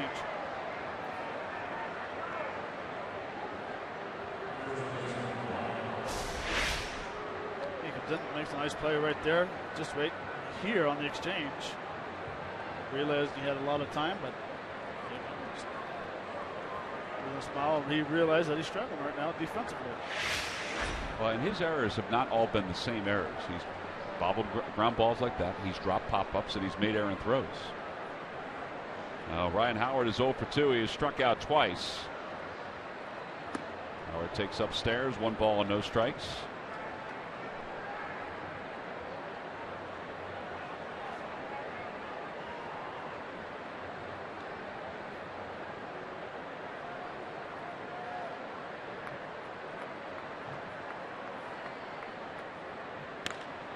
Hits that one out towards center field, but it's right at Taylor. Not that deep, and he makes the catch for the second out. Darren Ruff is coming up. Well, speaking of Brian Howard, he is the subject of our Geico quote of the day. And he talked about batting 7th. He said, you take it, you understand from a managerial standpoint, you're trying to do what it is to try to win and to try to put the best lineup out there to try to win. I get it. I take it for what it is. If I'm hitting in the 7th hole, I want to do the best I can that day. And from Bloomberg Sports, which is one of our statisticians, they provide some great numbers each and every game. This season he has seen 60% fastballs, whereas from 2004 to 2014, 49% fastballs. That's a pretty big increase at this point. Well, it's a big increase, but let's look at the teams he's played against. He's been going against some power arms. The Washington Nationals have some power arms. The Mets have power arms. Back to the Nationals. And then you had the Red Sox opening series. There's a lot of guys that can throw the ball the mid-90s and above. But as Ryan Sandberg told us yesterday, teams are challenging him more and more as he has struggled. Right. But your point is a good one. I mean, a lot of power arms. Well, if your timing's off and you're not catching up to the fastball, then why throw an off-speed pitch to speed his bat up? 0-2 pitch to Ruff. Swing and a miss, and Ruff is struck out. 9 strikeouts for Max Scherzer. His night may be done. We'll see. Time to stretch here in D.C. with the Phillies down 4-1.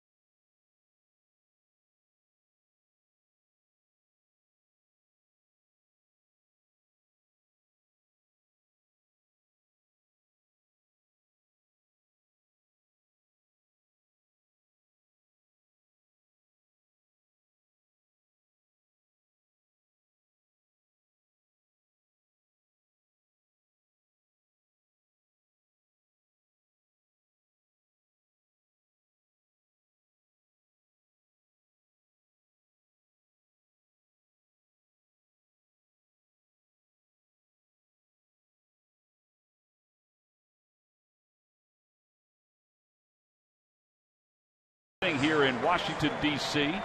Phillies are taking the field to begin their warm-ups. Clocking in at 70 pages per minute, the HP OfficeJet Pro X is the perfect addition to your starting lineup. And now 50% off. Get yours today from who? But W.B. Mason. Jedmar Gomez is about to begin his second inning of relief. He pitched a scoreless 6th inning. He'll face the top of the order. It's Dan Ugla, Ian Desmond, and Jason Worth. Phillies and the Nationals will be back at it again tomorrow at 1:05. Jordan Zimmerman will be opposed by Aaron Harang. Harang has been very good for the Phils in 2 starts. 1-1 with a 0.73 earned run average. He also pitched very well against the Nationals last year as a member of the Atlanta Braves.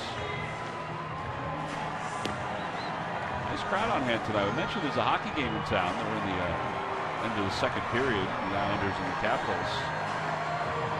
But on this Friday night, folks are feeding off the fact the Nationals won the National League East last year.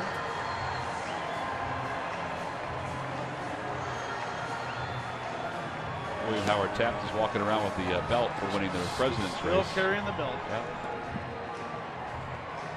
There it is. Look, it's playing air guitar on it.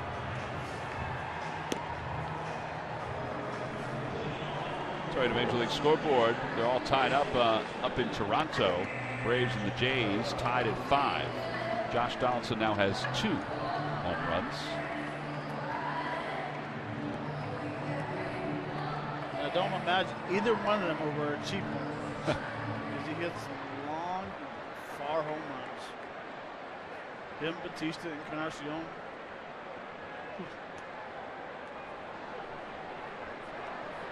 Well, here's Dan Ugla up for the first time tonight. Came on for the injured Escobar.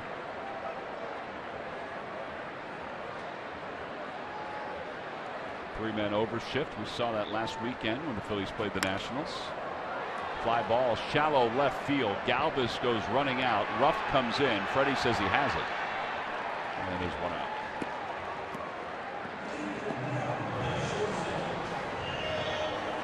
pitch, one set aside. Here's Desmond.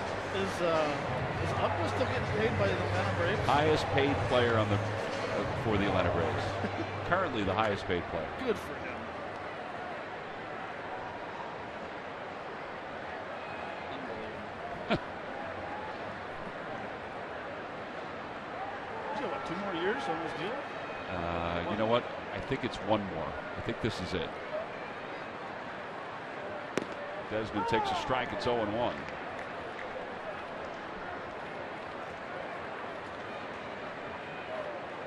He's a good guy, though. I was talking to him during batting practice. Very happy to be back in the big leagues.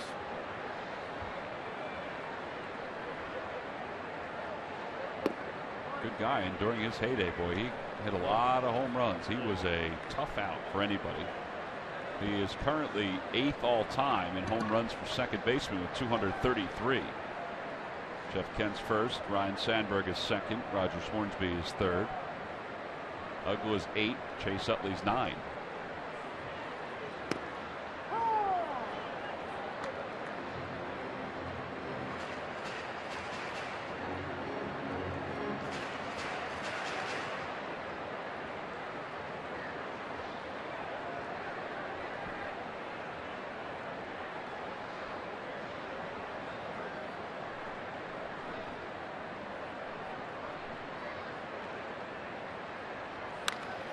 Back toward the middle, off the mound, behind the bag, picked up by Utley, slings it across the diamond. Great stop by Ryan Howard at first. That'll be a base hit for Desmond, his second of the game. MLB.TV Premium, the #1 live streaming sports service, is celebrating 13 years. Watch every out-of-market game live or on demand in true HD on over 400 mobile and connected devices. Real-time highlights, live look-ins, pitch tracking widget, and more every night on every device. Blackout and other restrictions do apply. Visit MLB.TV for details.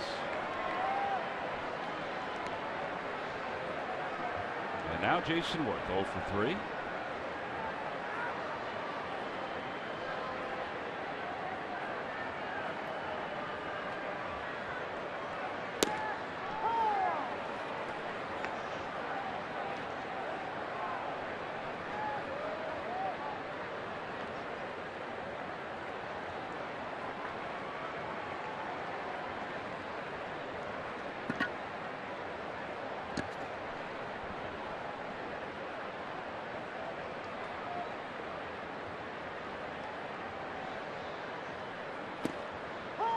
Two quick strikes, and it's 0-2. There's Jake Diekman warming up in the bullpen.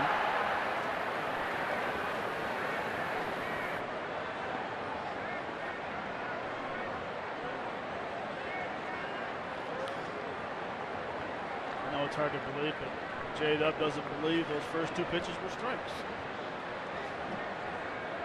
Some things never change. Out toward right field, right at Grady Sizemore, and he makes the sliding grab.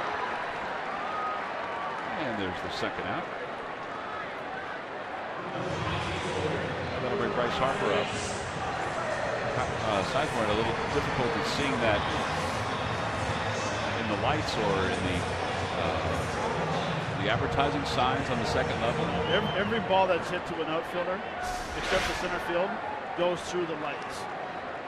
This is the way the lights are set up, so you kind of hesitate a little bit and wait for the ball to come out. Even yesterday's game, Bryce Harper, every ball that was hit to him, the first thing he did was the glove went up and he shaded the lights. There's a few ballparks that do that. Here's one, and in Toronto it's the same way. Well, that'll be it for Genmar Gomez. They'll bring in the lefty Jake Diekman to face Bryce Harper when we return.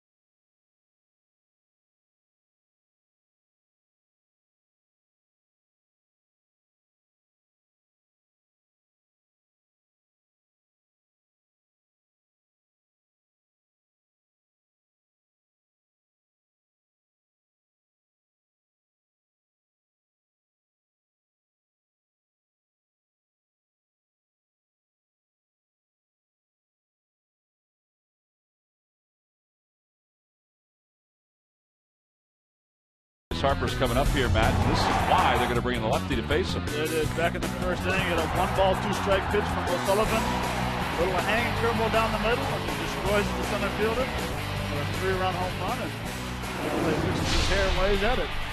That is the W.B. Mason delivery of the game. All right, so Ryan Sandberg realizes his team's down by 3 right now. He doesn't want any more damage, so he brings in the lefty Jake Diekman to face the left-handed hitting Bryce Harper.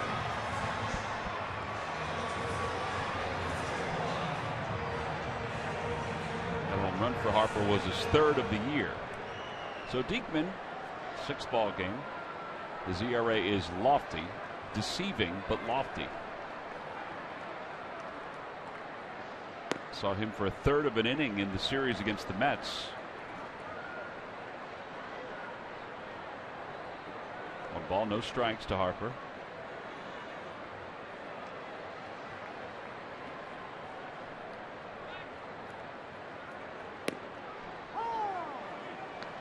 He has not had particularly good success against Diekman over the long haul.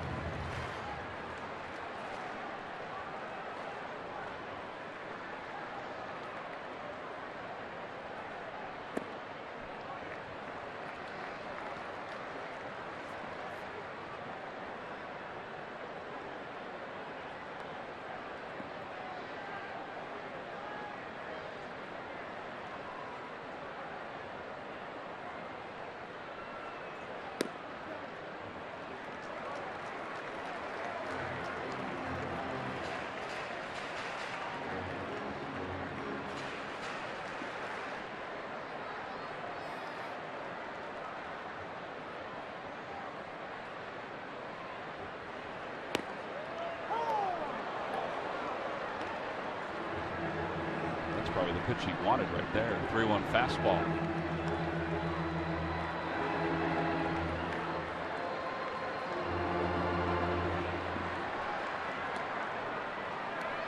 Desmond will be off and running from first, and the pitch outside, ball 4.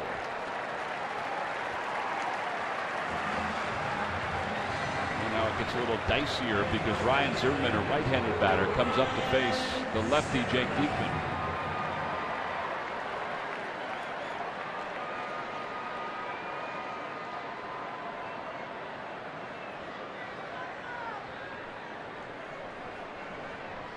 Harper's the only left-handed hitter in the lineup. Espinosa switch hitter.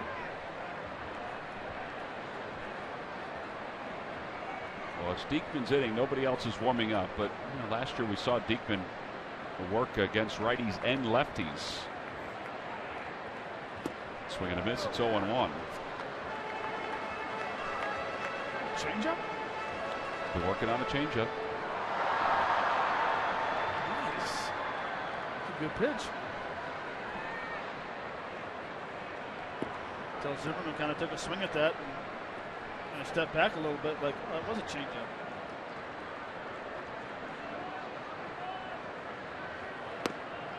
That was a slider, and it misses low and in. 1 ball, 1 strike.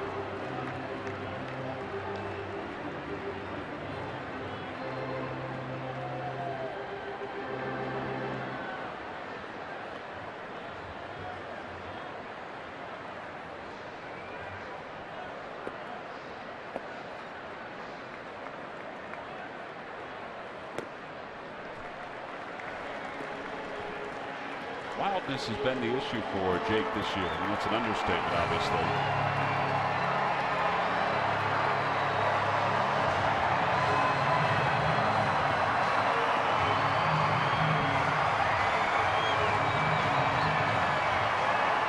And this road trip, though, because in the losing streak, he hasn't worked a whole lot. For 9 innings.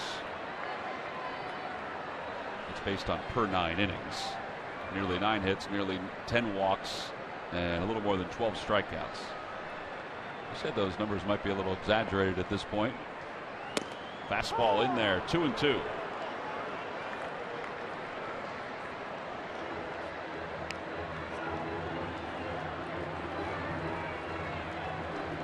Jake, you see the 6 balls, 4 strikes, but he's so used to working quite a bit.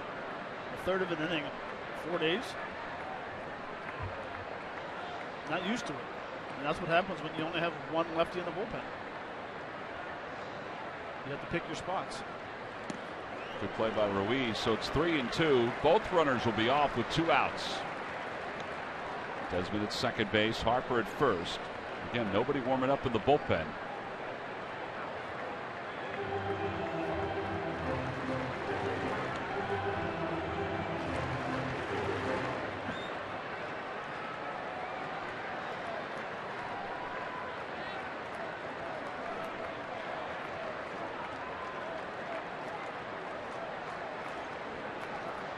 Runners go. Pitch is slapped the other way. A fair ball down the right field line. It hits the half wall. 2 runs are going to score, and Zimmerman will pull into second base. It's a 2-run double. 6-1 Washington.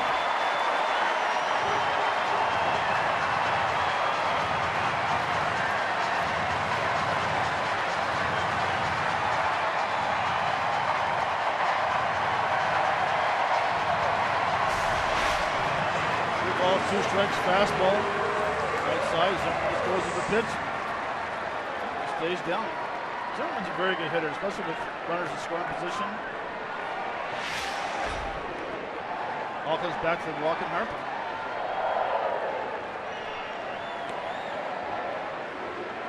Well, now Wilson Ramos. It's a 6-1 ball game.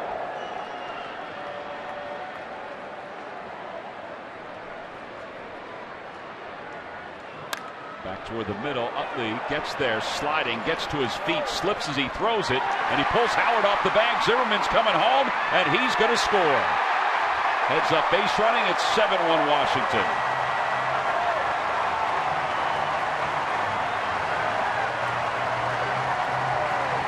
Well, you can afford to be aggressive when you have a 5-run lead, and that's exactly what Zimmerman was in that spot.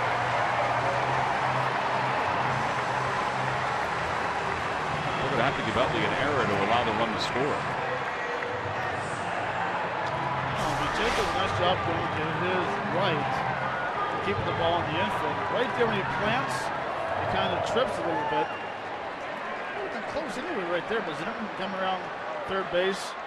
Notice that the goblet, like you said, Tom, you have that kind of lead, take a chance. Yeah, so allowing him to score is where the error will be scored. They'll give that a base hit. A high fly ball, center field. Herrera comes sprinting in. Says he has it. And that'll do it for the Nationals here in the 7th inning. 3-run score for the Nats. They add some insurance and take a 7-1 lead into the 8th.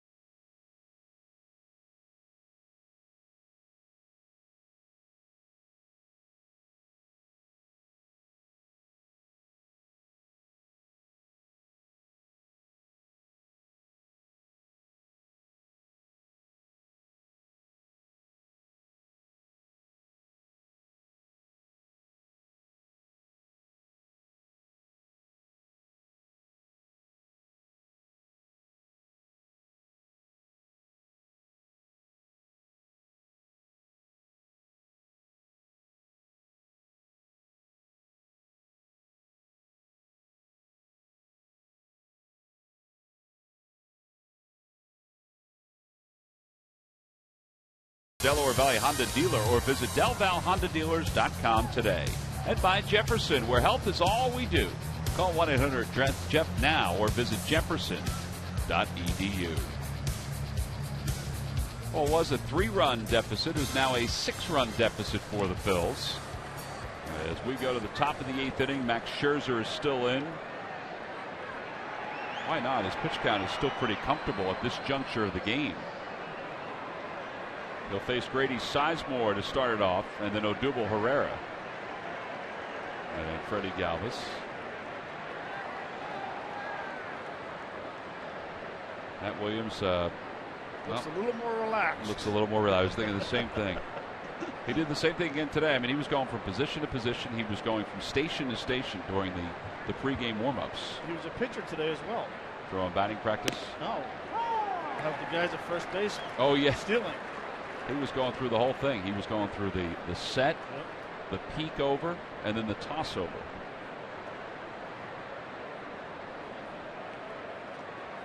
The 1 pitch to Sizemore. Slowly to shortstop. And Desmond will probably get a nice cheer, and he does. 1 out.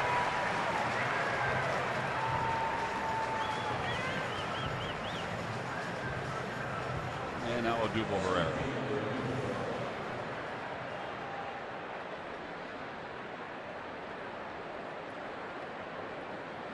Pretty good splits right there.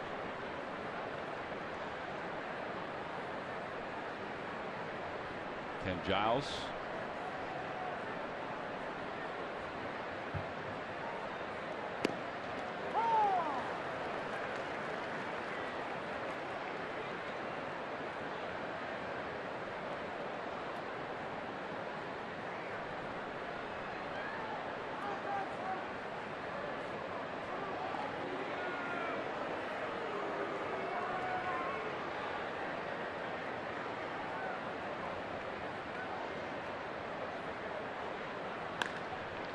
Fly ball left center field. Jason Worth and Taylor makes the call. And there are 2 outs. The Phillies have a new initiative this year. You like to ride a bike? Well, bike the city with us at the inaugural Phillies Charities Bike Ride. Join hundreds of cyclists for a 25-mile ride through Philadelphia on Sunday, May 17th. Net proceeds from the event benefit Phillies Charities. Register now on Phillies.com/bike ride. Freddie Galvis will be the hitter. Jason Worth, after Michael Taylor called for that ball, stomped away as if he was told to go to his room. 1-1.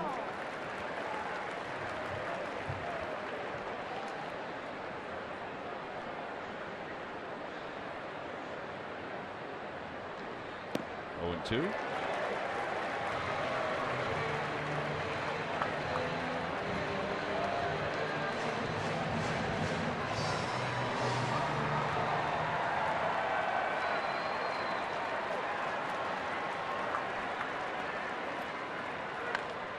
Another one to center field, and Taylor will casually settle under that. A 7-pitch inning for Max Scherzer. He has thrown 8 innings, has allowed 1 run, has struck out 9, and his team has a 7-1 lead as we go to the bottom of the 8th.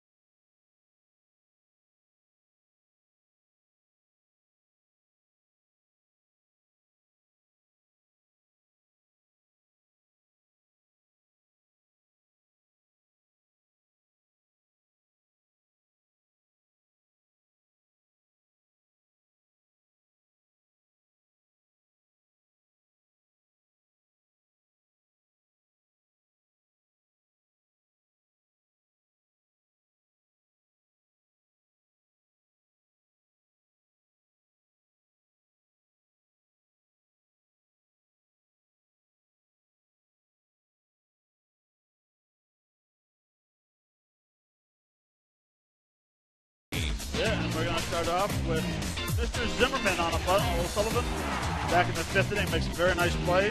Bad bunt, nice play. Shot up the whole way. Good concentration. Little face plant right there. Then all of a sudden, in the 6th inning, Dan Ugla makes a very Superman-like dive and catch against Chase Utley. That was the reason why those defensive plays of the game brought to you by Hyundai. So Max Scherzer looks like he is done. Steve McCatty, the pitching coach, was on the phone as soon as Scherzer came into the dugout. So 100 pitches, 70 strikes, and 8 innings. Reed Johnson is out of the on-deck circle to bat for Scherzer as Michael Tower will lead things off against Kenny Giles. First pitch is lined sharply past Freddie Galvis at short. So a base hit.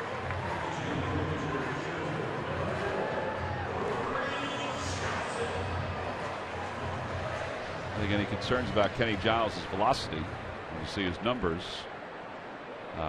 were probably answered because he just threw that 198 miles an hour. Well, he's rested.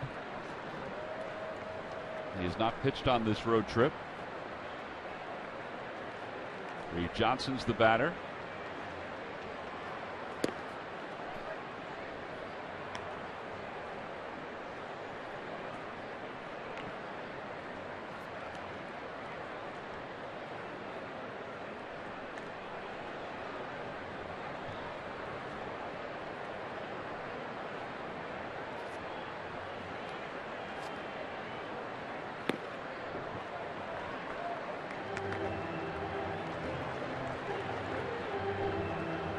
Ball game. I'd kind of like to see Ryan Howard play back behind Taylor at first base. He's not going to steal second base. Take that hole away, get a little deeper, play better defense.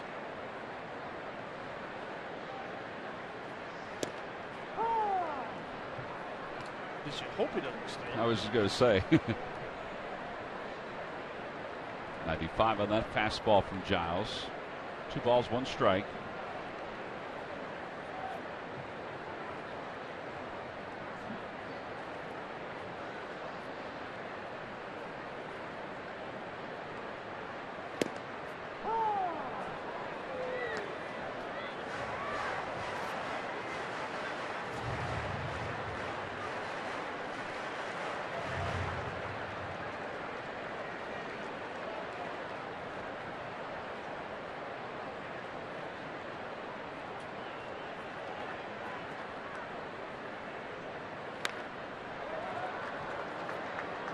Every time the Phillies pitchers retire, the opposition 1-2-3. Comcast will make a contribution to Phillies charities. Phillies baseball is brought to you by Xfinity, the official entertainment provider of the Philadelphia Phillies.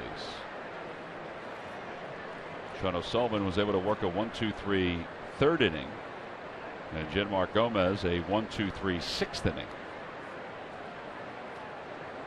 And now the 2-2 pitch, and a called strike 3, a slider.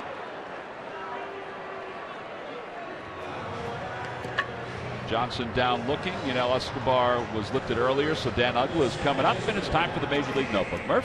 All right, thank you very much, Tom. Well, Angels manager Mike Scioscia met with his troubled superstar Josh Hamilton this week. The skipper had dinner with Hamilton, reported back that he has been running and hitting while being out of the game, but he said, quote, there's still some work to do before he is ready to play in any games. Hamilton, of course, is off after he self-reported that he had fallen off the wagon as part of his substance abuse program that he is with Major League Baseball. And a couple of injury updates. The Tigers, Justin Verlander, hoping to get back and into that starting rotation as early as Tuesday. That's not going to happen. He is still having some soreness, some general soreness, they said, so they're going to push that back.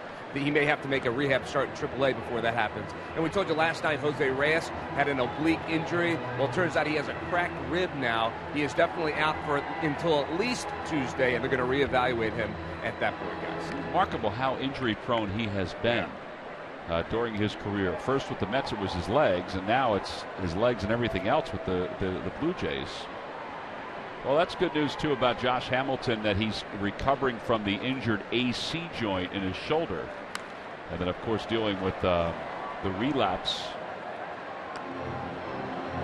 And Mike Scioscia said the other day that he needed to sit down and talk with Josh Hamilton and see him face to face and let him know some of his feelings and let him know some of the Angels' feelings. And you hope anybody that has that kind of a disease that they have to deal with can make it back and make it back successfully. Swung on and missed. Uggla went after a high fastball at 98, and there are 2 outs. 2 strikeouts for Giles. And here's Ian Desmond. Also, with Justin Verlander, kind of helps when your team starts the season off 9-1. Don't need to rush him back. You don't need to panic. Take your time with him. He's a guy that's done a lot of innings over his career. Yeah, they've won 3 straight ball games, counting today. David Price certainly has helped the cause. No balls, 1 strike to Desmond.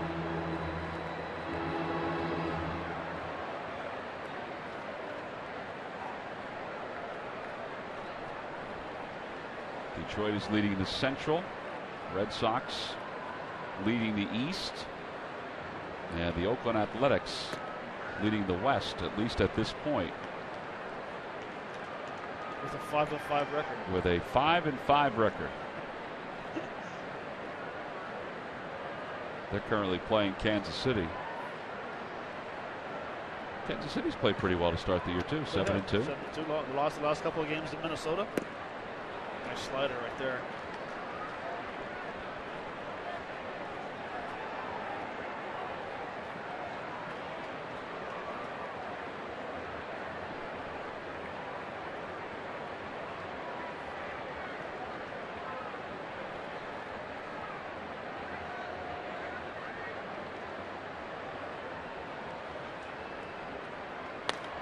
The other way, and it's a base hit for Desmond.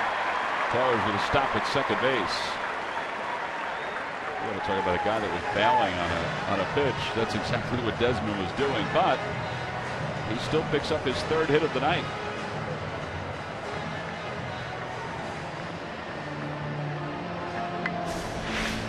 Almost looks like he's sitting on a slider right here. Really, there's not much to do. It's a pretty good pitch down the way. I've mentioned it before, though. I don't want to see Giles fall in love with that slider. 95, 96, 97, 98 today. Elevates the pitches a little bit. Like he did with Uggla. Exactly. Especially with 2 strikes.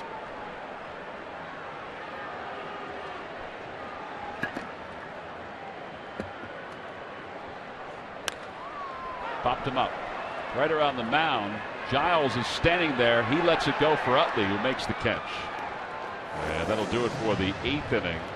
No runs, 2 hits, and 2 men left. Last chance for the Phillies. They trail at 7-1 as we go to the 9th.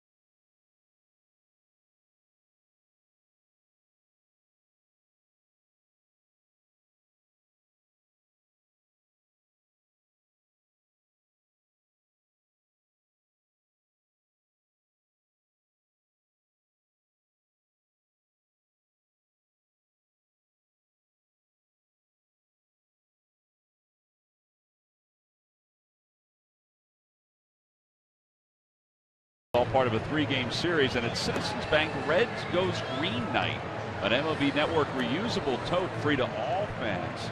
coming to the ballpark. Order your tickets now by going to Phillies.com.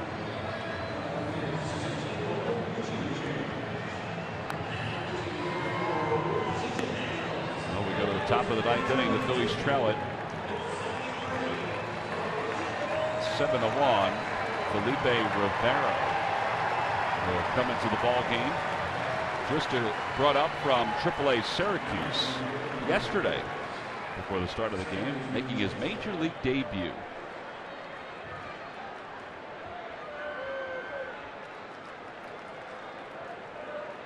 He's a 23-year-old.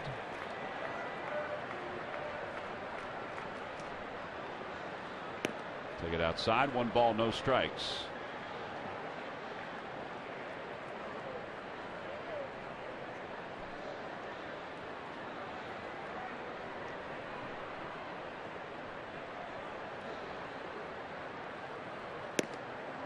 Outside, 2 balls and no strikes. Chase Utley tonight is 0 for 3. He's fly to right. He's popped up. He's grounded out to second. And the pitch from Rivera in there. 93-mile-an-hour fastball. Rivera was originally a property of the Tampa Bay Rays. He was acquired by the Nationals in the deal that brought Jose Lobaton from the Rays. That is a mile high. On the mound, Zimmerman gives way to Espinosa, who makes the catch. 1 out. Let's check in with Murph. Murph, you've got yourself a report? Yeah, we do, Tom. From down on the farm, Reading taking on Richmond tonight. Phil's #1 draft pick from a year ago. Aaron Nola on the hill. And there you see his line. 6 innings pitched, 4 hits, no earned runs, just 1 walk, 5 strikeouts. He threw 86 pitches, 62 of them for strikes. The guy can pound the strike zone for sure. Game's in the 7th inning now. His day is done, but the Reading Fighting Phils are leading that game 6-0. Cesar Hernandez fouls the first pitch down the right field line out of play, 0-1.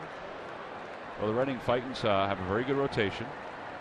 And they also have Roman Quinn, who is off to a torrid start. I don't know if you guys have seen it. Murphy, have you seen this? All the stolen bases he's gotten and the runs scored? The man can run, for sure. Even tonight, he stole a couple bags. 1 ball, 1 strike to Cesar Hernandez, the pinch hitter. And he hits it back toward the middle, a base hit. Quick hands through the zone. Quick hands on a 95-mile-an-hour fastball inside. And that'll bring Cody Ashley to the plate.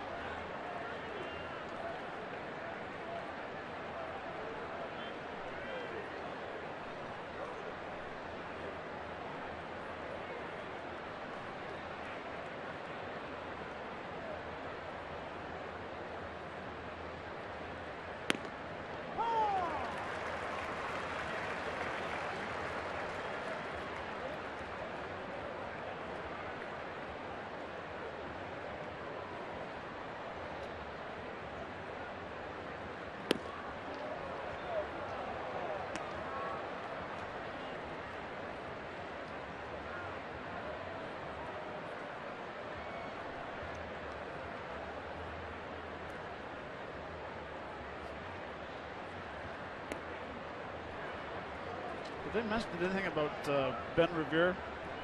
Ryan Sandberg said he's fine. He's fine. Yeah. Working on a few things. He didn't say that, but he did say he was fine. I mean, I'm assuming he'll play tomorrow against Jordan Zimmerman. I'm assuming. Should I not assume? Don't ever assume anything in baseball.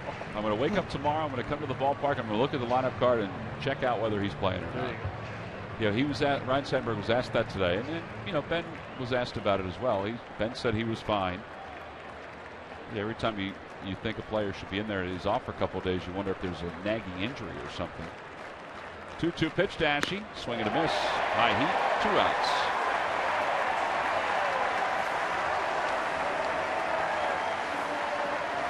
Coming up, Ricky Metallico will break down Game 2 of the series with the Nationals. We'll also talk about Max Scherzer and what he did over 8 innings.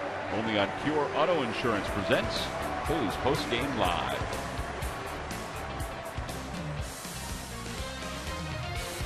Also coming up after the ball game, you and Murph are going to be part of the roundtable on radio with Scott and Larry. Yep, looking forward to it. Carlos Ruiz chops it up the third base line. That's a fair ball, spinning every which way. Espinosa throws wide of the bag, and that'll be a base hit for Carlos Ruiz. Honestly, I think it's a good thing we mentioned that, because I'm not sure if Murph remembered that he was doing the round table, because he's still down on the field. He's got his feet up, watching a little baseball game. Murph, you don't forget nothing, do you? Or anything, sorry. I don't forget nothing or anything. Yeah, my biggest problem will be getting an elevator to get back up there, halfway up into the sky. I think you should just use the rope ladder and get it up here. I might be faster.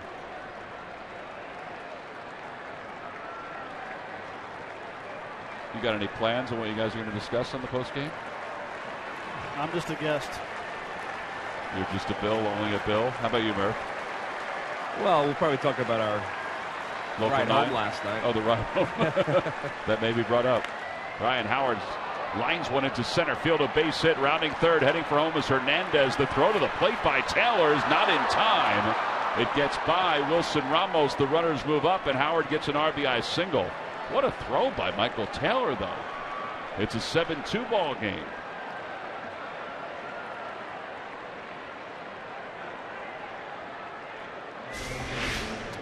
Well, it's a nice throw. It's a very nice hop. It comes up firing to home.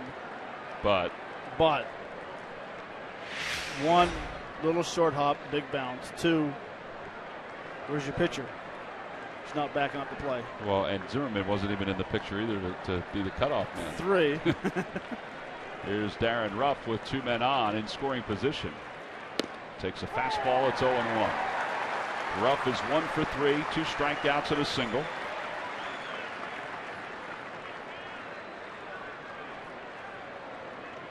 So each team now with 2 errors. That RBI for Howard was his second. That's it.